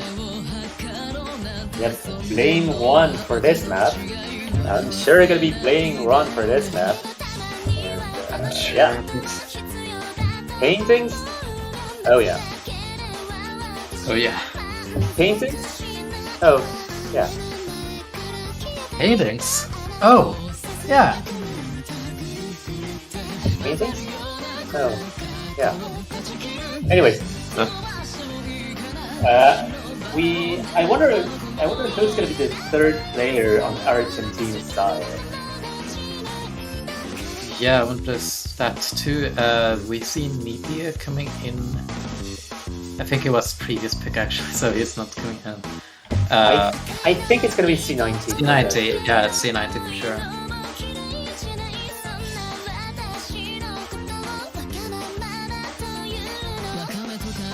Just they have to, for some reason, when they're shuffling players, it's taking a while. I'm not sure why. Is it technical difficulties? Someone enlighten me.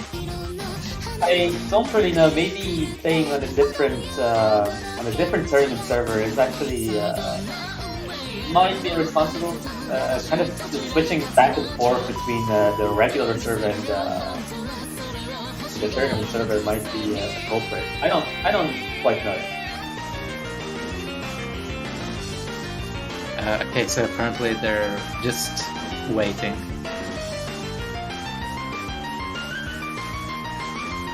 Oh, Maxim has to wash his hands too. I have to wait even more. Tactical timeout. Yeah, tactical time out.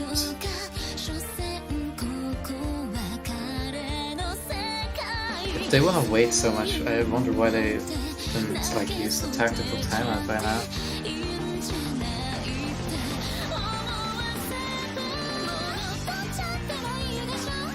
Oh yeah, apparently Leon caught just coming in, which was one of those bad players that got themselves a couple of unlucky misses. So I'm not sure about having them on a 3-minute long map, because it does demand consistency. 3 minutes in a tournament setting, that's a really long time. A lot of opportunity to mess up. But yeah, Argentinian mappers advantage. I think Are we seeing the pick? It looks like everyone is missing right now, so we aren't. No, it's gonna. Wait, was that the client thing? I feel like it was. Was it? Did Nidia actually miss?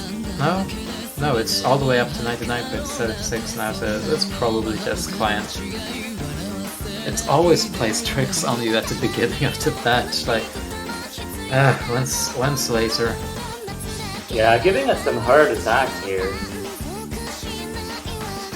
But yeah, I should mention, it's been flickering for the entire duration almost. Right now it's at the Argentinian advantage, because, mapper's advantage. Still, yeah, Maxim, unfortunately, missing there. But, to be fair, it's a very long map, and still a lot more to go. It's just at the first quarter now. Yeah, anything can happen. We saw Leon Cat miss quite a bit during the match. It could happen again, but we shall not curse. Oh no. We shall not curse. That's the ultimate jinx. Oh my god. Are you kidding me? Jixu also missing as I said. I am so sorry. Oh god, I'm going to write a formal apology to both of these teams soon. I'm gonna be asking Albion to write my apology. Because he's such a good writer. Anyways, we're just missing again. Whoa. Yeah, it's actually going to pull Argentina into the advantage still. Since it looks like a lot of players aren't very comfortable on this pick in particular. Boss Place is playing out of his mind though, 99.8. That is really impressive. Maxim still has tremendous accuracy, 99.77, despite a miss. Yeah, that's incredible.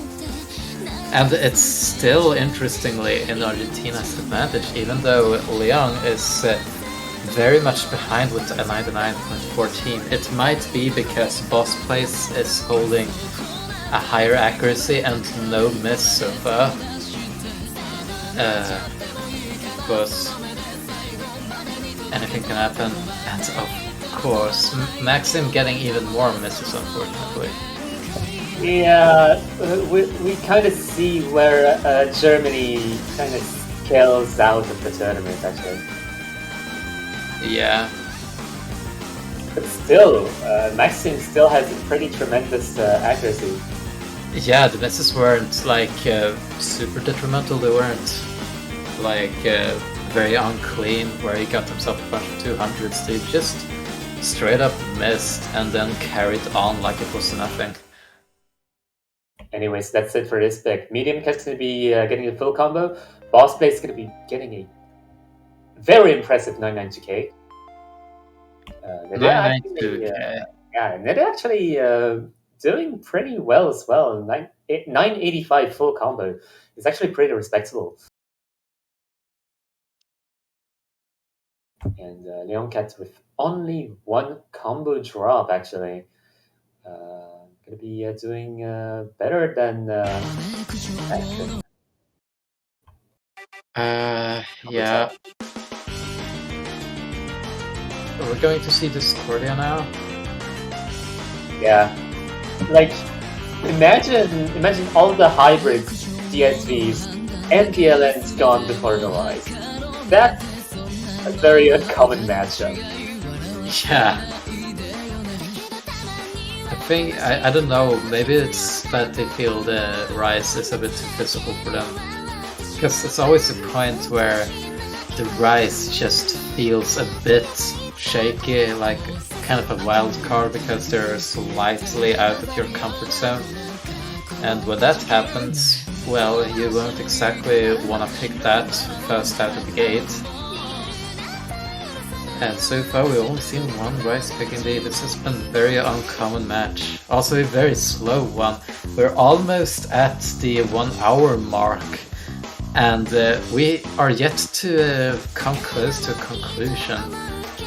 Argentina needs 2 more match points to win. And of course, Germany can still take home a couple. They have shown that they are capable of holding their place. Which means this might go all the way to a tiebreaker. We'll see. Yeah, it kind of depends on which team has the upper advantage on the rise itself. Like, we know that Germany is already having trouble with the rise, and Argentina is actually missing a rise player, we're hearing from behind the scenes. So they might be feeling less confident than usual. And yeah, one of the second rise pick is Brain Fog, which I haven't seen in a while. Played. This is one of the very mini jack heavy pick. Yeah, I feel like Brain Frog is actually one of the most difficult rise maps. It's not the most difficult.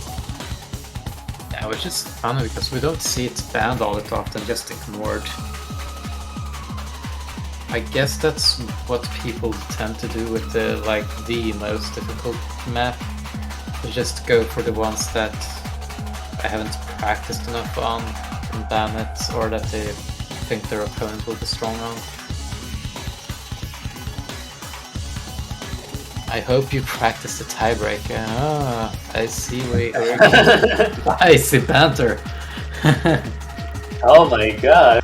We love to see some friendly banter between the teams. It's always nice to see. Some competitive spirit. Yeah, we always love to see that. Unfortunately, they start to speak. I don't know what language it is. I'm not the best at geography, but it's some language, and it's not English. Yeah, I think it's Spanish. It's Argentinian Spanish. Yeah, sounds about right. But yeah, we're getting into this matchup. Let's go. Let's see some notes being hit.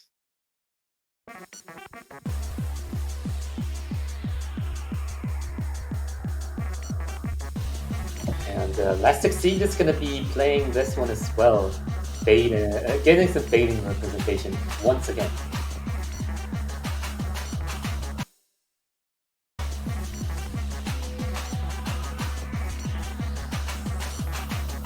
So far, Nico doing pretty well, gotta say. I think he is one of the stronger Rise players, definitely. Team Germany. We got some thirsty parts. I actually really like this part of the song. Rhythm is pretty heavy.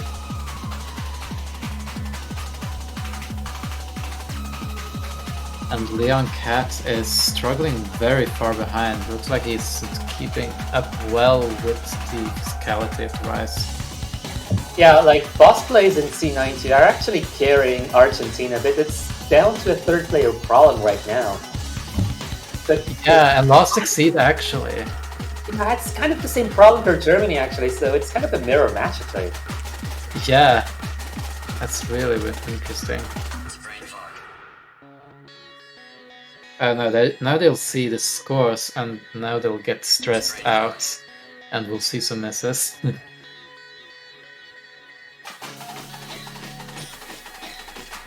Yeah, the pause is very strategic.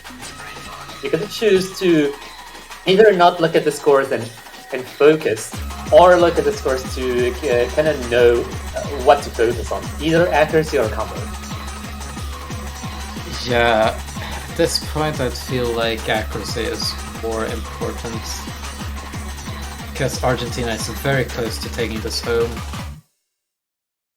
Yeah, and there it is. It is decided. Argentina takes this one. And this was Germany's pick, I believe, so this is a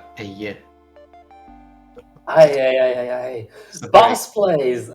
Boss plays is the tremendous Ren 994K versus Jixu's V1WS as well, but slightly less ratio, some more regulars. Yeah, like pretty good scores here, I gotta say. Boss plays certainly flexing here. And we still have a bit more left to go. Will Germany win this next 2 points? Or will Argentina take this next one?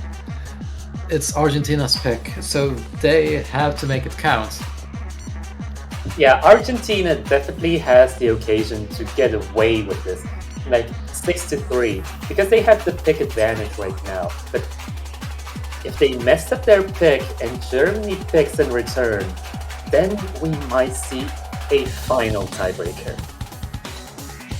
And the tiebreaker at the last match of the week is always really hype. I do hope that it happens, but I'm not feeling entirely confident on it. But you know, anything can happen. I won't dismiss it outright. It comes down to Argentina picking well at this moment. If they pick their map well, they can definitely take this home. If not, then Germany has a pretty strong chance to bring it all the way to a tiebreaker.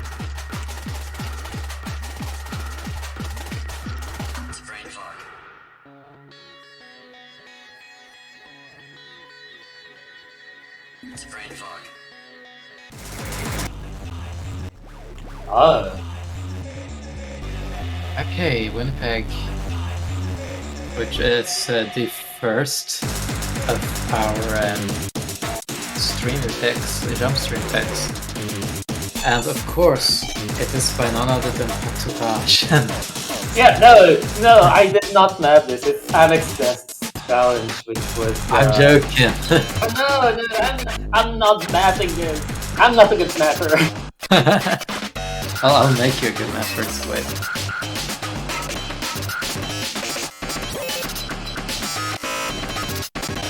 Anyways, I think that's a pretty reasonable pick. Going from how the Rise has been going. Yeah, I think it's a good call from them because Lost Exceed has been struggling a lot in terms of price, and Maxim seems to be having some inconsistency issues, which means that they're just banking on Leon Cat not messing up enough for it to matter, while Boss plays and C90 carries the rest. Yes, this is actually the last ongoing match before the showcase. Yeah, showcase is almost there.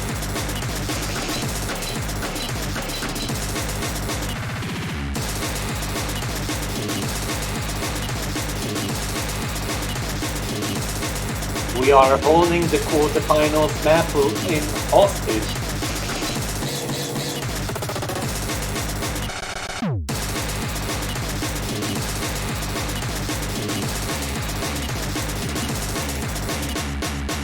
Spain and Switzerland ended up in 6-0 for Spain. Yeah, it didn't surprise me, but I guess we'll see. I guess we'll say goodbye to Switzerland, fortunately, going out of the tournament. And Spain, of course, will be advancing, and who are they playing? I think they might be playing against Poland or something. We'll just see. I don't quite know. Right now, players are getting ready. I don't quite know what they're doing to timers right now. Really taking their time up until the last second. Yeah, it's kind of annoying. We've been doing it like all match. I guess that's like a strategy to have just wait it out, so you can have just a couple more seconds to recollect yourself or whatever you want to do. Yeah, I actually didn't need a tactical timeout, but apparently they're on a tactical timeout. Yeah, it's been over an hour point since the match started. And potentially this might be the last one. Potentially the last one. But we might be seeing a tiebreaker. It's very much possible. Yeah, of course. But maybe the strat is that you are so utterly convinced that Argentina will win this now, so that you do get the tiebreaker, because the universe always wants to find a way to say you are wrong about everything you ever know.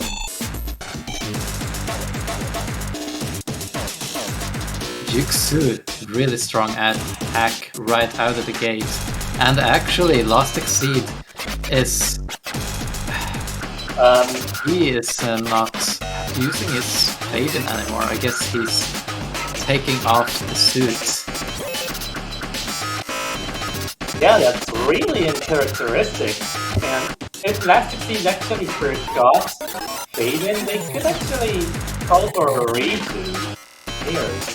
He's actually doing pretty good than he does on Faden, from what it looks like. Oh, I see a bunch of spam moderators too, you think. Yeah, but it seems that Argentina is still having the advantage for now. C90 actually is destroying it at like not. But Dixie was well. Leon Cat doing really well. He isn't struggling. I wonder why they didn't pick this sooner, because it seems like they do really well on straightforward rise. Yeah, I don't know. It's kind of a lack of confidence, I guess. Oh no, miss! Oh! Can that mean that Germany has a shot? No! I shouldn't have cursed it. Wait. Leon Cat also getting misses. This is a scenario where there's 2 misses against like 1, but it's gonna be enough. Lost Exceed is struggling with the act a lot, and it looks like, after all, it is going to go to Argentina. And yeah, Germany is out. I think. Wait, is this winner's bracket? I forgot. No, I think this is losers bracket. So Germany is out of the tournament now. It's been a good run. They had a pretty refreshing lineup. Jackson making their first entrance in the MWC circuit. We all know Jixu's Epsilon Clear, and also Last Succeed being a quite uncommon fade-in player in NWC. That's pretty refreshing. Maxim Miao is also a pretty refreshing entry in the NWC circuit as well. Very good early game player. Yeah, unfortunately, he hasn't much tournament experience. I think he was in the 4-digit MWC, third entry, something. Other than that, he's been mostly playing on the scoreboard, on leaderboards, you know. Maxim wasn't actually in the 4D MWC actually. Oh, really? So he's going straight to the MWC. He's graduating. I feel like Maxim might be a little bit too good for the MWC. I don't know if Maxim is actually too good, or if Maxim would actually be a super carry for the MWC. Well, he didn't play all that much here, and it feels like he has a bit of nerve habits. Well, he has a nerve control issue, I should say. Yeah, the thing is that Maxim Miayas actually doesn't have a lot of tournament experience, so at least having the tournament experiences, and especially MWC tournament experience, is really valuable for the next year. And Germany is looking more and more promising as a country. And do you have anything else to add, Batuhaj? Well, look at the bracket right now. All of the matches are done for the round of 16. We can see some really spicy matches for the next week. Chile Peru. That's a South American matchup. Taiwan, Indonesia. That's going to be a scheduling heaven, actually. Singapore, Spain is going to be interesting because they have very different focuses. Also, I should mention, as an organizer, if you're playing, it'd be a really good idea to organize to schedule ahead of time with the team, so that we can so we don't have to mess around with reschedules and potential matches and all of that. So if you can do that, I'd be really grateful. Otherwise, not much else to say other than buy banners, and we'll see you again next time on the showcase, which will be the final stream. And then we'll see you on the quarterfinals. Yeah, we're actually going to be starting the showcase in a couple of minutes, actually, it seems like.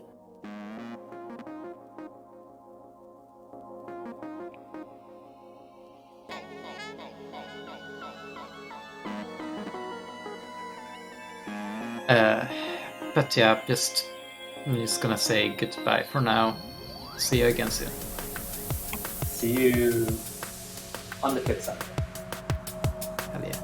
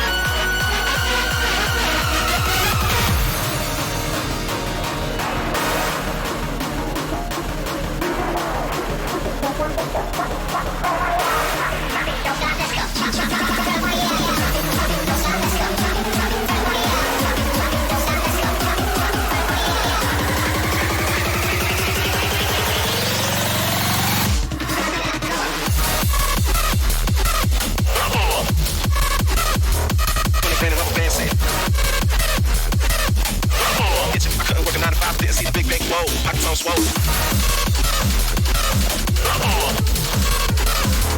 Fully painted up fancy. Big bang, whoa, pockets on swole.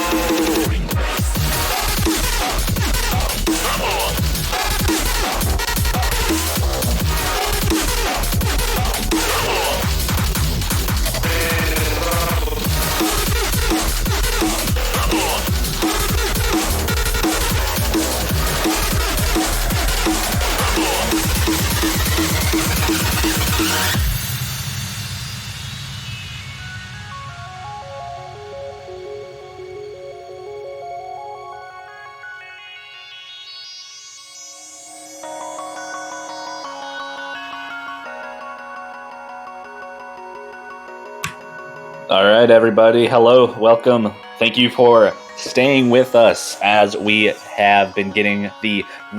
I almost said round of 16. We have the quarterfinal showcase up and ready. I am Toph Daddy, one of the commentators that will be going through this map pool with you. I am joined by Juan Crystal yet again. How is it going? Hello, we are the map pool specialists apparently, or something. We always get to do it together. Yeah, it looks like I think we've had 2 of the 3 together for the showcase. Yeah. So we're looking good. The qualifiers, I think it was not around, so that was the one you got with someone else. I was with and everything else. That one. Yep. But with that being said, we can get right into the quarterfinals. Map pool is going to be another big step up, similar to what we saw between round of 32 and round of 16. And we'll be starting off in this quarterfinal showcase with Thinking of You. Gorshit, insane 1.1x. See that 250 BPM number. That's pretty fast. I don't think I've ever seen a map this fast in quarterfinals. This is a huge step up from previous years. And this is jump stream, I should mention. So it's not like speed or anything. This is 250 BPM jump stream. But the patterns are very comfortable for the most part. I remember this on the 222, was it, I think, on 1.0? Or somewhere along those lines. It was very comfortable to play, like easily tunnel vision. Right, it's very much an accuracy kind of map. Yeah, this is like an accuracy map. You have the speed required, then you just good to go for this. Yeah, very nice patterns. Pretty light overall as well, which should fare pretty well for the players that are left in quarterfinals. Knocked down to 24 teams left now. We saw our first batch of players get knocked out this weekend.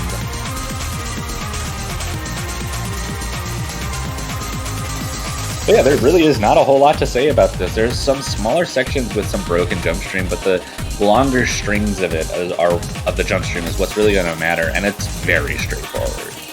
Yeah, and the end section of jump stream is the longest one, if I recall correctly, so that's going to be slightly stamina consuming to some players, specifically the lower end. But other than that, you have so many 1-2 breaks like this one in between that you can easily recover stamina until you hit this last stretch. So it's interesting. It's not that dense at all. In fact, it's actually very light. So 250, it's literally just a requirement of speed. If you have the speed to control 250 BPM jump stream, then you're good to go. The stamina is going to be a factor in this ending, but that's about as much as stamina can go. If you hit that ending fine, then you're just fine. The ending's a little bit denser, has a couple of slightly more difficult patterns, but like you said, it's going to be a very tunnel vision chart. Players are going to be very comfortable with this, I think. I miss the old background though, I'll say that's right. I like it a little bit more. I have no opinion. You picked this on Rhythm Rivals, right? I think it was. I did on 1.0 quarterfinals. So 4 years ago, it was a quarterfinals pick for a 1v1 tournament on 1.0. A bit of a jump there.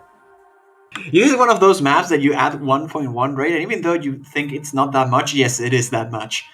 It really changes everything. Yeah, and we've got our first hybrid coming up here. A map by Guden. I think their first. Actually, did they have something in round of 32? They might have. Regardless, we see a Guden chart. Mini Jack and LN coordination is what's listed here. Alone Intelligence. We got some Camellia coming in. Everybody loves Camellia in Mania, right? I mean, For tiebreakers, for the most part, yes, but it's useful for any other category, really. Yeah, we get a bit of a slow start here, but once this map picks up, it is going to pick up hard. Yeah, I mean, just seeing that Mysterion couldn't 990k this is already concerning.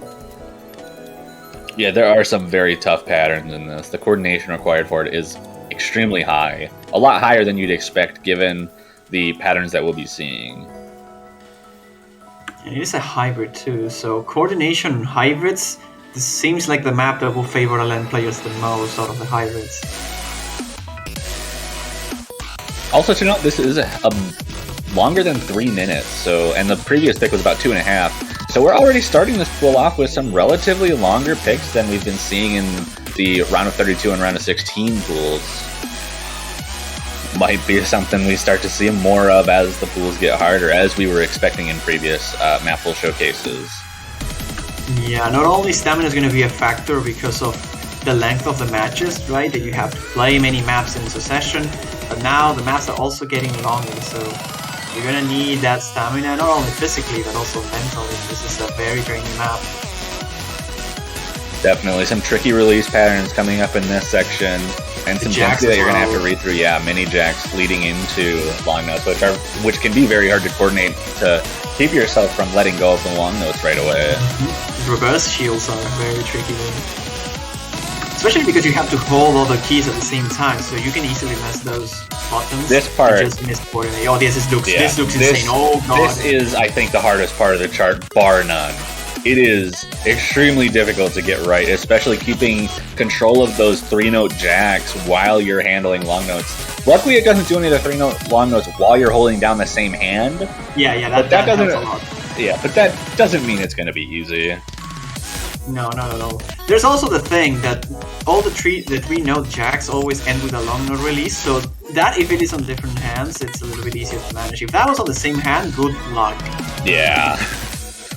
Not going to be very comfortable. I think this is going to be potentially one of the more ignored maps just because of the choke potential of it. I mean, we're only 2 maps in, but... Yeah, we're still early, I think, to call that. I personally wouldn't mind to play this. I think this is a map we're going to see fairly often. Like, this is the first option for long note players, I think, once they run out of long note picks.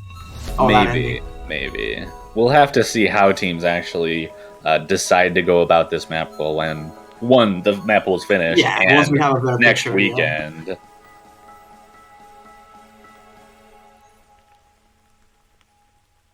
But that is it for pick number 2, and we'll be getting into a pure long note pick here. Straight to density. Apparently, we're gonna see LFO by Stupid Man 1.05 phase shift here. Yeah, I like this map. This map's cool.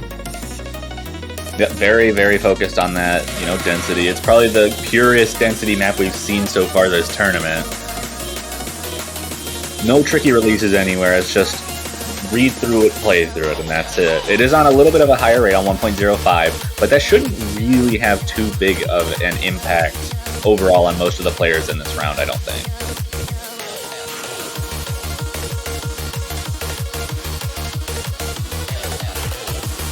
It's so tricky. It just doesn't stop, and the long notes are. You always have to be holding these 1-2 successions that you don't have breaks off, so that can be very confusing to hit. It makes it difficult to read too, because you always have this like 3-note 1/4s with a break in the middle, and you still have to hold a long note for longer periods of time that we're doing 10.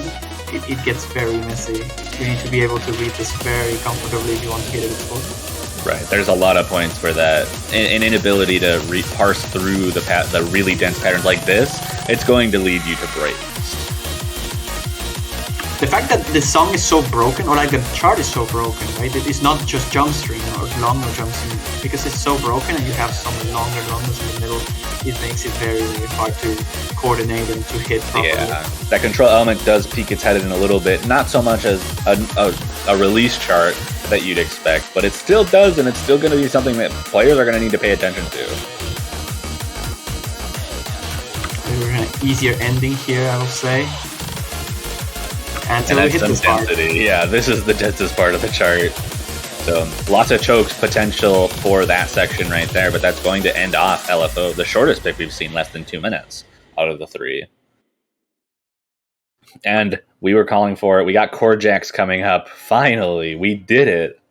Let's go. 2 minutes and 50 seconds of core jacks as well, so... Yeah, that's pretty long. The stamina is going to be a factor here.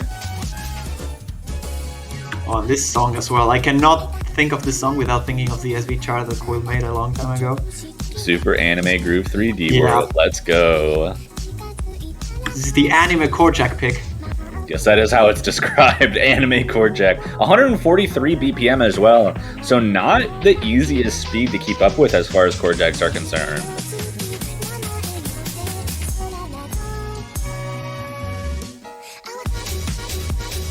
And there we go. All those longer jacks as well. So far this is like just a normal core jack map. Doesn't have anything really tricky into it. A lot of split jumps for the most part. Yeah. That's really the only thing. It's a little bit like strong, like drawn away from what you might consider core jack density, like dense core jacks, and it's a lot more focused on like that mini jack control with the core jacks, like on top of it. It's so some players are going to find that a lot more comfortable. Some players are going to find it a little bit less comfortable than, you know, dense core jacks and just being able to slam through it. Yeah, this would probably drain more stamina than a normal 143 core jack pick as well, because of how split the jump jacks are in general, like the core jacks overall. You have a lot of 1-4s and 2-3s and 2-4s, 1-3s. I'm just talking about the doubles placement, like the split hand jumps, and those drain your stamina a lot. This part looks a little bit heavier though, might just be me.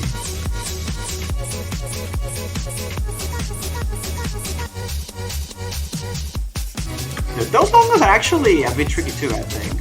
Those can actually trip you, because you're so tunneled into the jack motion that you might as well, like, not necessarily drop combo, but maybe a couple 200s on those releases specifically. Yeah, something also to note about that little LN thing is that there's jacks all on the opposite hand at that point too, which can be pretty difficult to get right. While especially if you're trying to focus on getting the releases right on those long notes. It just doesn't stop.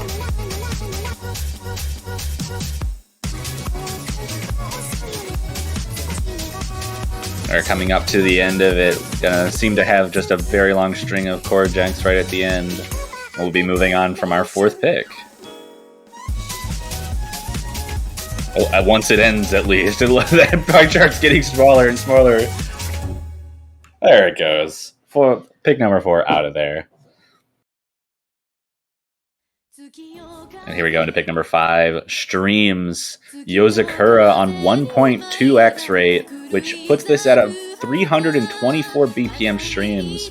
This one is also very short, 1 minute and 49 seconds. So we've got 3 pretty long maps and matched that up with 2 very short maps.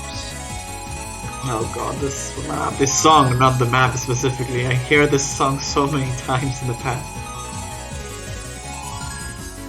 The patterns look relatively comfortable, sort of. Very. I think they're more comfortable at this speed than they would be at 1.0. I'll say that much.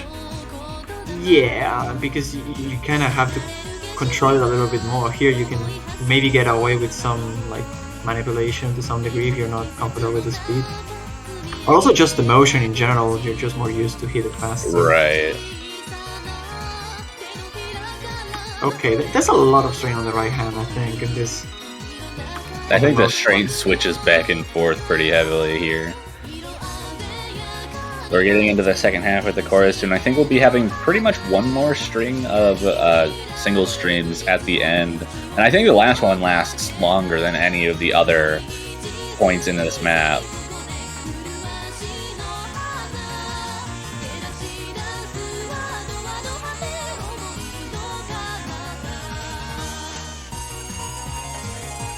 This is very fast, though, as you said. 324 BPM is nothing to scoff at. We had 308 in the round of 16 pool, and that was already pretty fast, and jumping up another 20 BPM for this pool is going to be a bit of a change, especially with the patterns being a little bit less friendly than Open Your Eyes were. I want Joel back.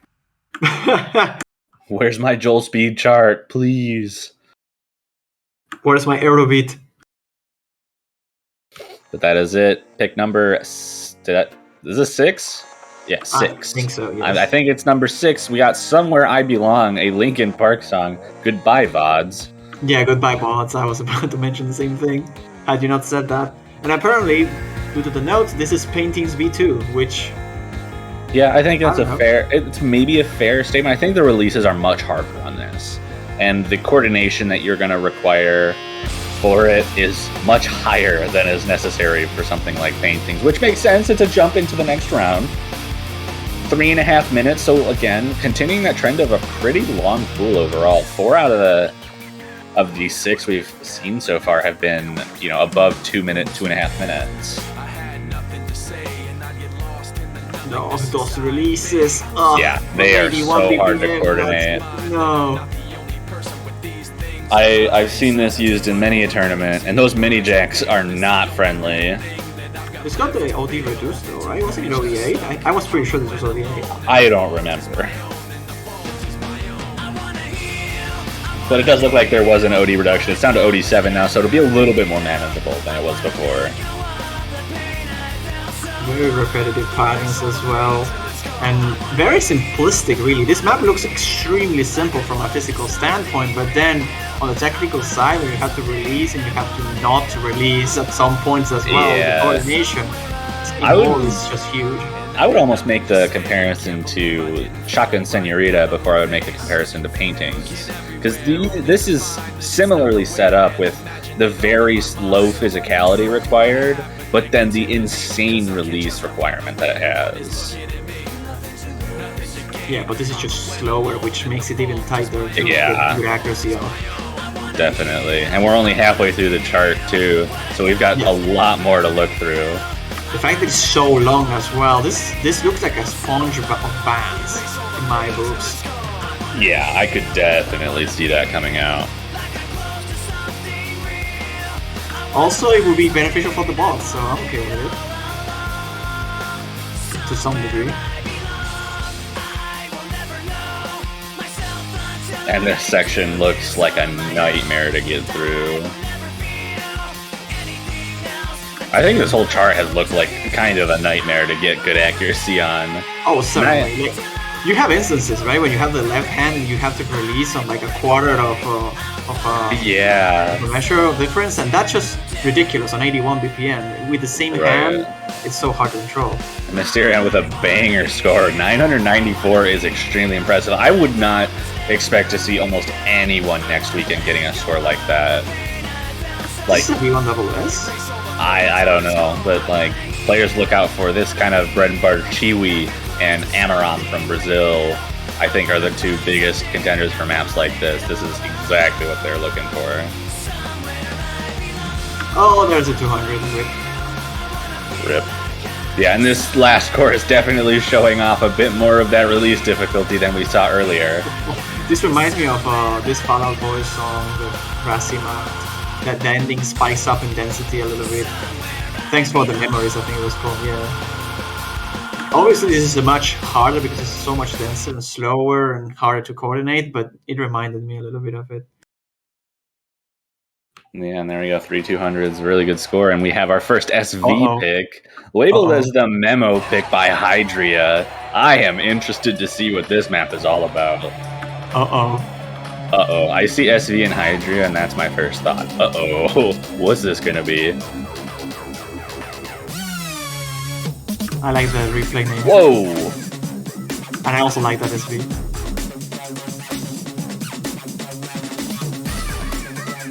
Nothing too intrusive Yeah, nothing too yet. crazy so far, yeah. I'm assuming this is gonna change later. Oh, Okay. that's a bit much. We're seeing some changes. It's like the song goes super hard, but then the map doesn't, so I think that would be something difficult to keep up with to some degree. Oh, that part is gross, though. Oh no! Let's go! Okay, yeah, I was waiting for something. We're seeing another red lips moment here. Yep. Oh, I love this. I think this is going to be a good one to watch. Not so much to play, but to watch, I think people will like this. It's very easy to telegraph, though. You can see that whenever it switches from like one hand to two hands, uh-oh. Bar lines. Uh-oh. Oh, no. Oh, no. Wait, are those long notes? No, they're not. No, never mind. No, they're not. They're not. They're definitely not. If they were long notes, I don't know what I'd say about it.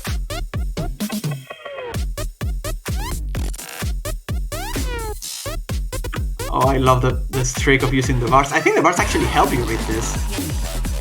Yeah, they seem like they would, but some players don't play with bars, like me. Oops. And again, this is easy to telegraph, though. The part where you have to like transition from 1-2s to 1-4s, it's very easy to telegraph. You can see the 1-3s into the 1-2. That's the sign. Wow, actually, yeah, that's interesting. I didn't notice that at first, but you are correct about that. It doesn't look too bad, actually. It looks like I think people are going to be able to learn this, but it's going to take a little bit more work than the previous pools. Uh-oh. And another quite mini jack heavy and bursty hybrid. But this one's going to be more rice focused than the earlier one we saw, or much more rice oriented than Alone Intelligence. I know this song.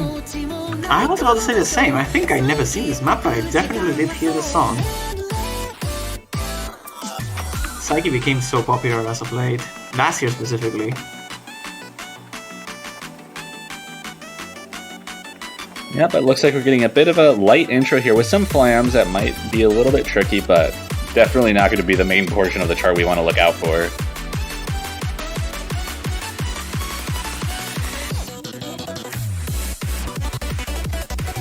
Okay, there are the jacks. I like this though. This looks comfortable so far. Yeah, pretty straightforward. The LNs actually don't seem to be very intrusive up to this point in the map.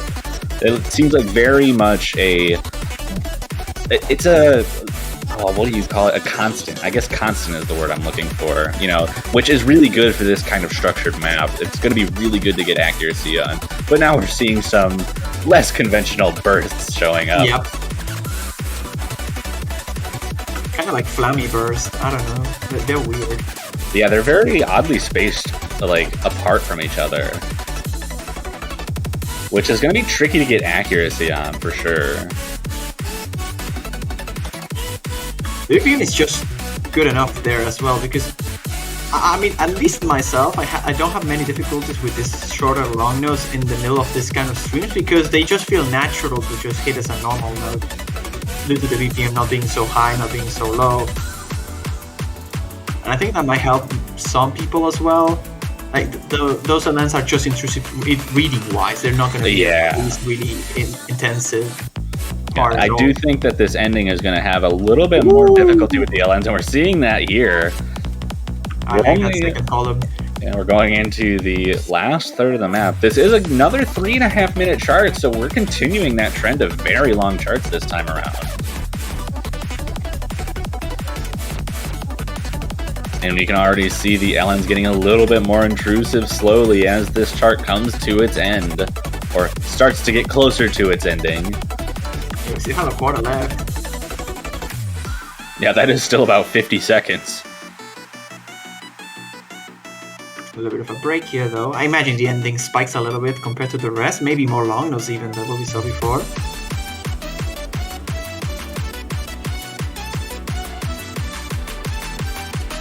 But this looks like it's on the easier side, I think, so far of what we've seen in the pool. Sure, it requires some coordination like this, for example. These long notes are a bit intrusive, but definitely very intrusive, especially the ones in the right hand that you saw previously. Those are pretty tricky to hit. But it's mostly just that, really.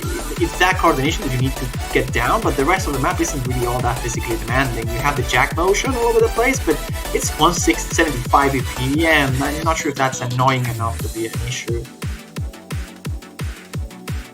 Considering the song just fits the jacks very well, they just feel natural to play.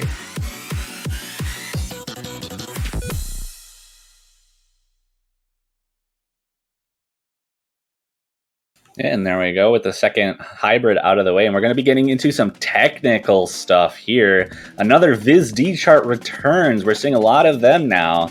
And this is going to be bursty with mini jacks. And from what it says, I think it's implying that some of the mini jacks are going to be at 240 BPM.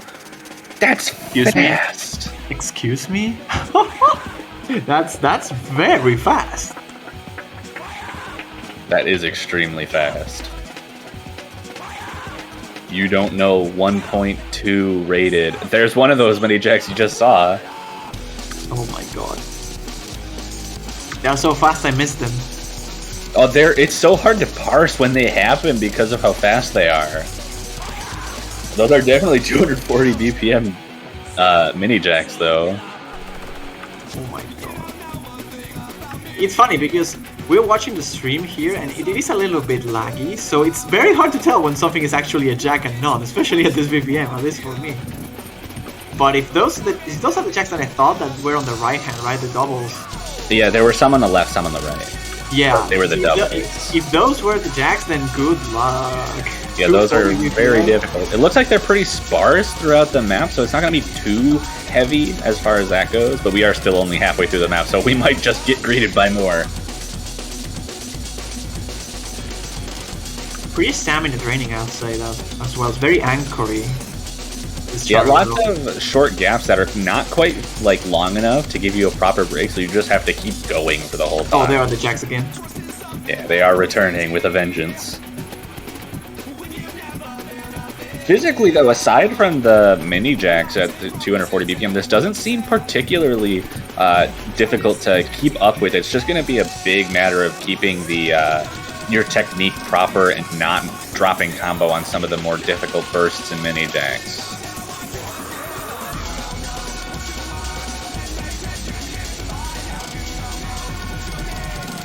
I can see this is happening here though. Like you have those split jump drills or split 3-note jump drills to some degree that are in the middle of all the patterns. They feel intrusive, so you could easily like mess those up.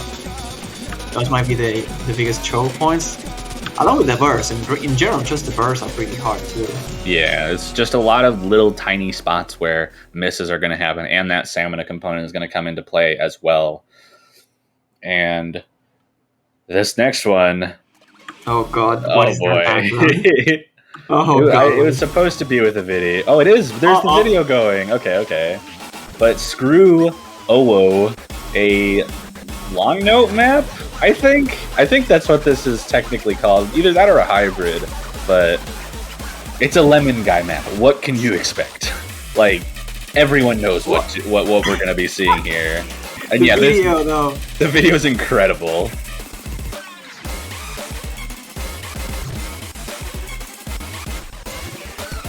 Oh, that was disgusting. The fire over there. Oh.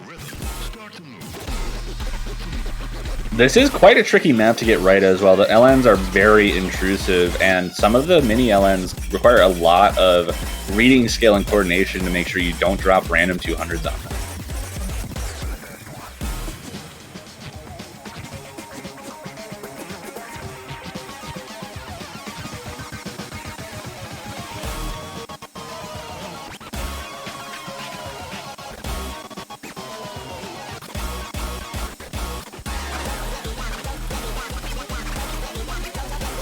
The song is also quite the treat as far as this kind of stuff goes.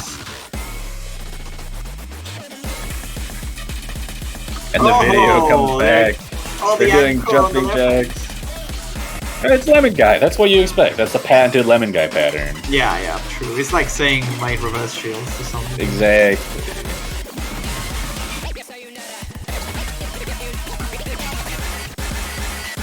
Oof, okay. I love the background in this video, it's so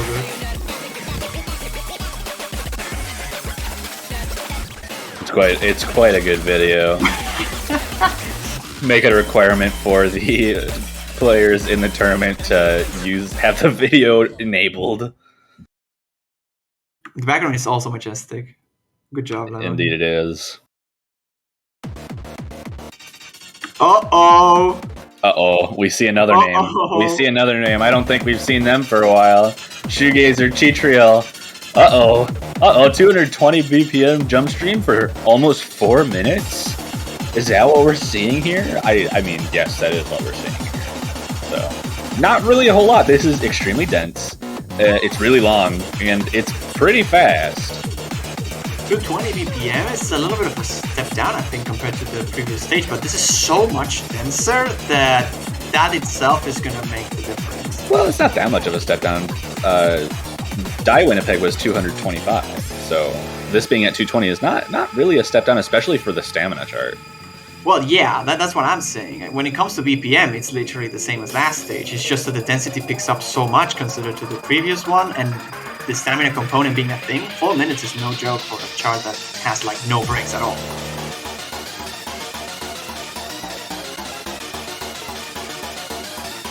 Yeah, you get a bit of a lighter opening, but once we get into the thick of it, there's not going to really be much of a break. Yep. I agree with someone saying on the chat that this sound doesn't sound well on rates. I agree. I like the 1.0 version better. Yeah, 1.0 is good, but I can barely hear it on 1.1 right now, so I'll have to give this another listen through after commentary. Alright, and here we go. The stream should start and not end from now on. Yeah, there's this long stream that lasts like 32 measures or something, 3264, something along those lines. It just goes on for a really long time. You're probably going to get a small break. Not going to be much of a break because then you're just blasted right into the ending, which is even longer than this one. Yep, the break in this is also not that easy to hit either. I believe it was pretty anchor heavy as well, so you don't really get that much time to rest. You cannot drop your concentration on the break either. Yeah, definitely just going to need to have a full level of focus for about 4 minutes for this one. Not going to give you any breaks here. Right, here's this first break. Or actually, not first, the only break. Yeah, there's no more breaks after this, right? Nope, no more so. breaks. After this, after we start up the streams again, it's going to be going until the end. Oh, right, yeah, it just goes like this and then it picks up again, but it doesn't have a break. Yeah. There's like a 5-second break, I think, between this and when the stream the second bit starts up again, but it's not going to be enough to really matter.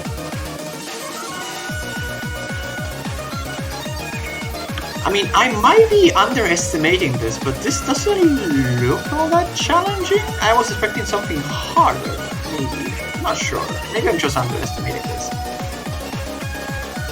I will still have to see the ending, which should be denser than this, I think. Yeah, see, here's your little break you get for just before the ending. Doesn't last a whole long time. And there are some more extended streams even in this little break section, so you don't even get a break in the break. And here we go.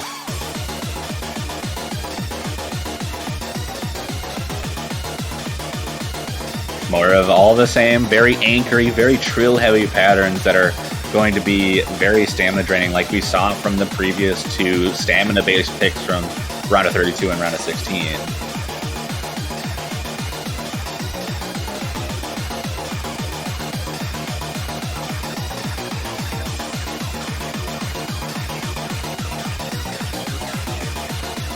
And that is it. The map is pretty much over at this point. Yeah, there it goes. I think this will be a pretty popular pick, though. I think it's going to be in the same vein as, the two other stamina picks. Those have been very popular. And speaking of more shoegazer, we've got Rain Shower, one of their more popular charts as of recently, a very well-known one. It's going to be like bursty tech. It's got some mini checks, but the bursts are really what you're going to want to focus on. The bursts and streams. I like how the category says that it's April. This is April. Well, the previous one was April JS. This one's just April.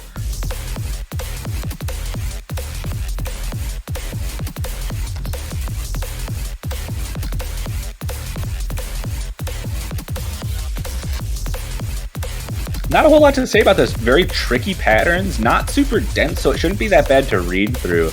But the technicality required for this is going to lead to, I think, a lot of breaks and combo drops and accuracy drops everywhere in this, because you don't really get much of a break. There's one small break in the middle, but that doesn't last long enough to really matter, and then the ending just blasts you until it finishes.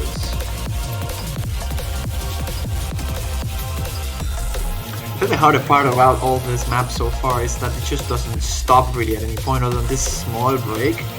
It's like it's weird. It feels like weird to play. Like it is extended to what you would expect to hit normally, but then it doesn't stop, and then you have a very small break in between, and that makes it very technical overall, I feel. Yeah, and like I said, this is not that dense, but it is a lot harder to play than it looks. And some of these patterns look pretty hard, and it's even harder than that. 4.42 star rating? Nah, that's not the classic shoegazer underrated. This plays like a high 4 to low 5-star map, at the least. Oh yeah, and OD 8.5. Your accuracy is going to be very necessary for this.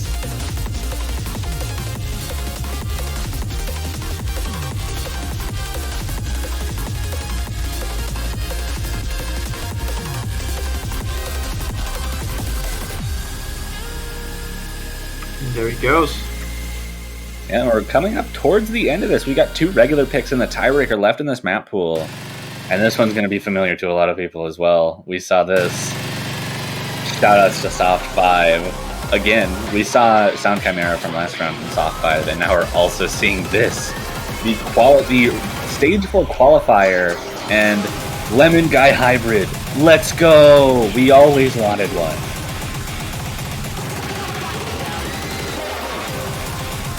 But I will say that this doesn't necessarily play like a normal Lemon Guy Hybrid, because it's not so focused on the jacks as most of his other stuff. The Ellens are going to be big on reading through them and making sure you can read them. But the rest of the patterns are kind of straightforward. They're all like jump stream. There's some jump trill emphasis in a lot of parts. But this is a big reading tester and physicality tester. I think physically this is the hardest hybrid. Well, it looks so far. It's very dense. So it takes a bit of time to get used to the density, and it's almost 234 BPM. That is very fast.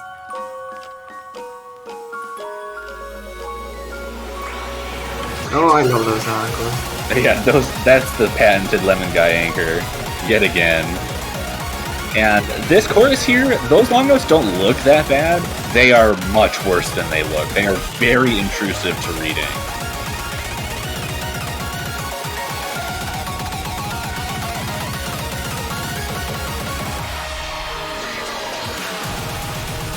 Wait, is Mint playing this?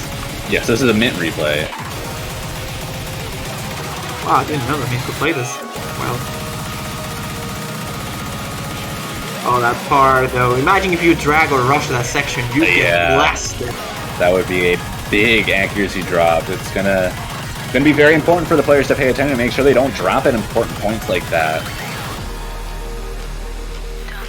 And this is gonna complete our last hybrid and our second to last pick in the pool before the tiebreaker.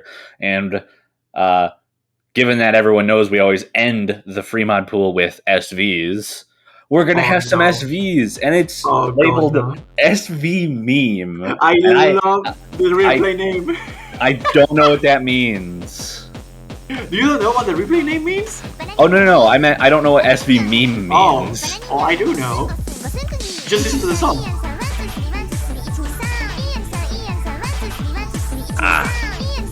That is what it means. Iosis, let's go. It's a chart that Walter was not able to assess. That should tell you something. This reading, this is hard to read through.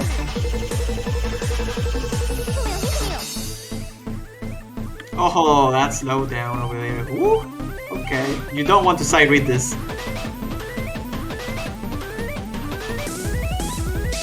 This is so tricky, man. You need some time in the editor to play this. A lot of time, maybe. Oh my. The rhythm seems consistent until, like, specific sections. I hate the bars, though. The notes are in the middle of the bars, so it makes it so much harder to read.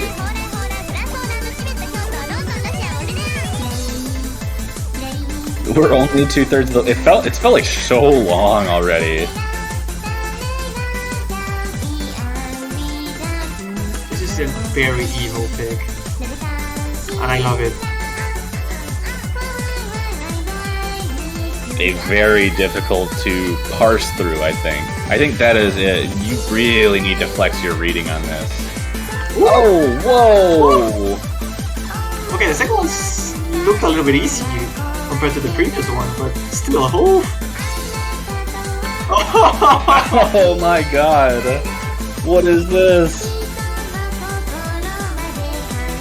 I don't think you want to quad those as well, because if you quad them, you're gonna miss on the outro. On the following notes, yeah. on the Ooh, follow-up. those jacks. Ooh. Okay, that's when Walter got the 200. It was indeed. But that's our last free mod pick of this pool. We're going into the tiebreaker. Booths of Fighters, Camellia's Barrage of Flurries. Remix. A map by Mysterion, slightly edited for the purposes of this tournament, I would assume. Played by Mysterion as well, and he has a 980k. I'm scared again. Yeah, the ending is something. That I can say that much.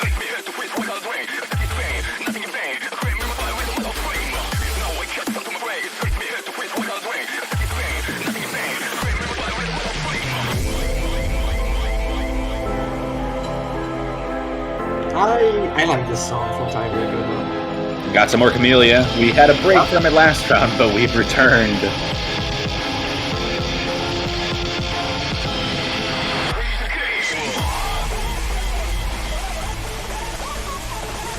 Bit of a slower section here at the start, just, you know, similar to Sound Chimera, which had that intro that wasn't particularly difficult. Get you ready. Get the ominous build up into the actual difficult stuff as we're about to start seeing.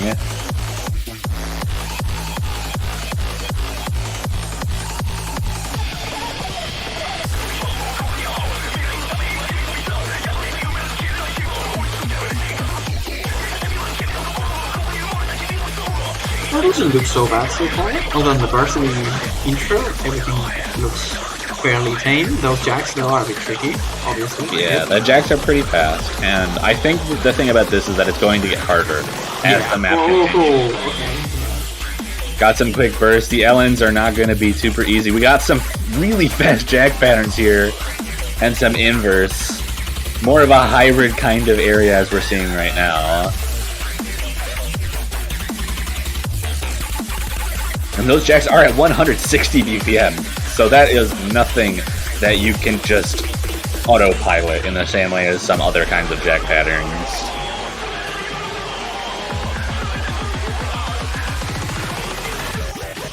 Right? Going to the long nose part now. Okay, I'm liking this. Okay, yeah, this looks good. This would definitely favor LM players, and it would absolutely murder whoever is not capable of hitting long notes. Because boy, those releases and those inverse in general, they're like pseudo inverse. There's not full inverse. So it makes it so much harder to hit. That coordination aspect is going to come into play very heavily. It's pretty short long no part though. Pretty brutal, but pretty short too. Yeah, and we've made it to the second half. That transition is very difficult. Speeding up. It continues. And this is really where the difficulty starts to pick up. It looks a bit easier than it used to be, but I think the last, like, fifth of the map is going to be heavy. It's going to be very difficult at that point.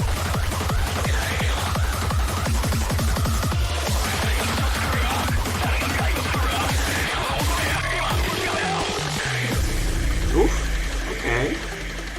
Harsh transition over there. We're now into a break. Only a third of the map remaining. And if I know anything about tiebreakers, is that they spice up the ending every single time. They sure do.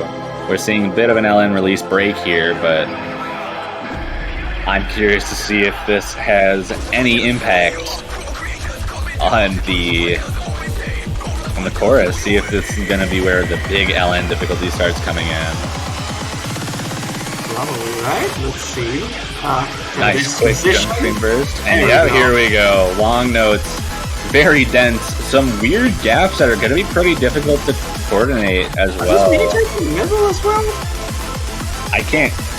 I don't think so. It doesn't look like it.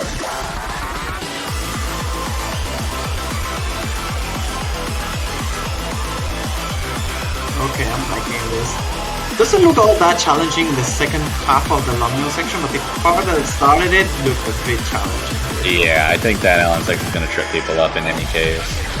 We're about to be going into the transition of the ending, which I said a lot about. We still have 1,000 notes left in this map. Or, well, 700 or 800, but still, to keep that in about a 30-second section, this is going to be intense. Okay, ending time. Oh boy, let's go. And it doesn't stop until we finish it off here.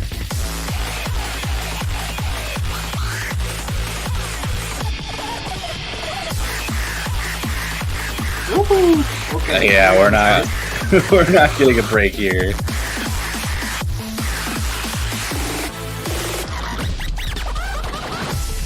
And there we go. The stereo makes it look so much easier than what it actually is. Yeah, this is 979k is an extremely impressive score on that. But that's going to conclude the showcase for the quarterfinals map pool. We've got 2 more map pools after this to showcase, and we're coming up on the last month of the tournament. I mean, it's been, I think we're about at the halfway mark, so it's been a long time coming. We still got quite a bit of tournament to go. Yeah, the tournament just started. We're still missing so much. Yeah. We're about to get into halfway through it, right? Yeah, I think this is the halfway mark, I think. So we've had 3 rounds plus... Yeah, 3 rounds, and we got quarters, semis, finals, and grand finals week. So we're about in the halfway mark now. And it has felt like a long tournament already, and we still got so much left. Oh yeah, we do. We still have some exciting matches. The winner's bracket is scary, man. Yeah, eight teams left in the winner's bracket, and we've been seeing some insane performances on these pools so far. I like how the winner's bracket is literally every single one of the teams that got from 6-1 to 8, which is... Well, hey, that means that the seeding did a good job. I mean, so far, we have only seen a single upset in the entire tournament. There have not been many upsets. It's kind of crazy. And there have been many close matches. Yeah, there were many close matches, that's right. The only upset was Taiwan, 6-1 against Australia, and they were C25 and 24, so... Yeah, they were already close, so you kind of expect something like that to happen. But even so, that is going to end off our weekend. We hope to see you guys come back next weekend for the quarterfinals weekend. Watch the 24 teams remaining duke it out with each other. I believe another 12 are getting eliminated this weekend. So we're starting to pick up the pace with this. But yeah, do you have anything else to say, Juan? Well, I mean, other than wishing good luck to the players and to you, of course, one of the players of this tournament. Thank you. Because I'm starting to feel you're starting to need it. Maybe not the US specifically, but some teams definitely do. Yeah, map pool is getting hard. Map pools are hard. People are going to need to really put out their work for it. That being said, also, don't forget to buy your banners with us. Support your favorite team, support the tournament, and support the prize pool. And if you manage to guess the winner of the tournament, you get to keep that profile banner for even longer. But unless you have something else to say with that, I think we are going to be closing out this stream and returning starting next weekend for the quarterfinals. And the map pool will be in the wiki rather soon, as will the schedule. So just pop on over there, and they should be in that site very soon, so that you can prepare for a weekend of intense matches. Yep, a lot of things are going to get eliminated this round, so be careful there. There's some conditional matches as well, so if you don't know how that works, you can always ask in the Discord or on the forum thread as well. And as always, hope to see you all next weekend for more action of the Osumania 4K World Cup 2021. Bye-bye all. Yeah, we'll see you later.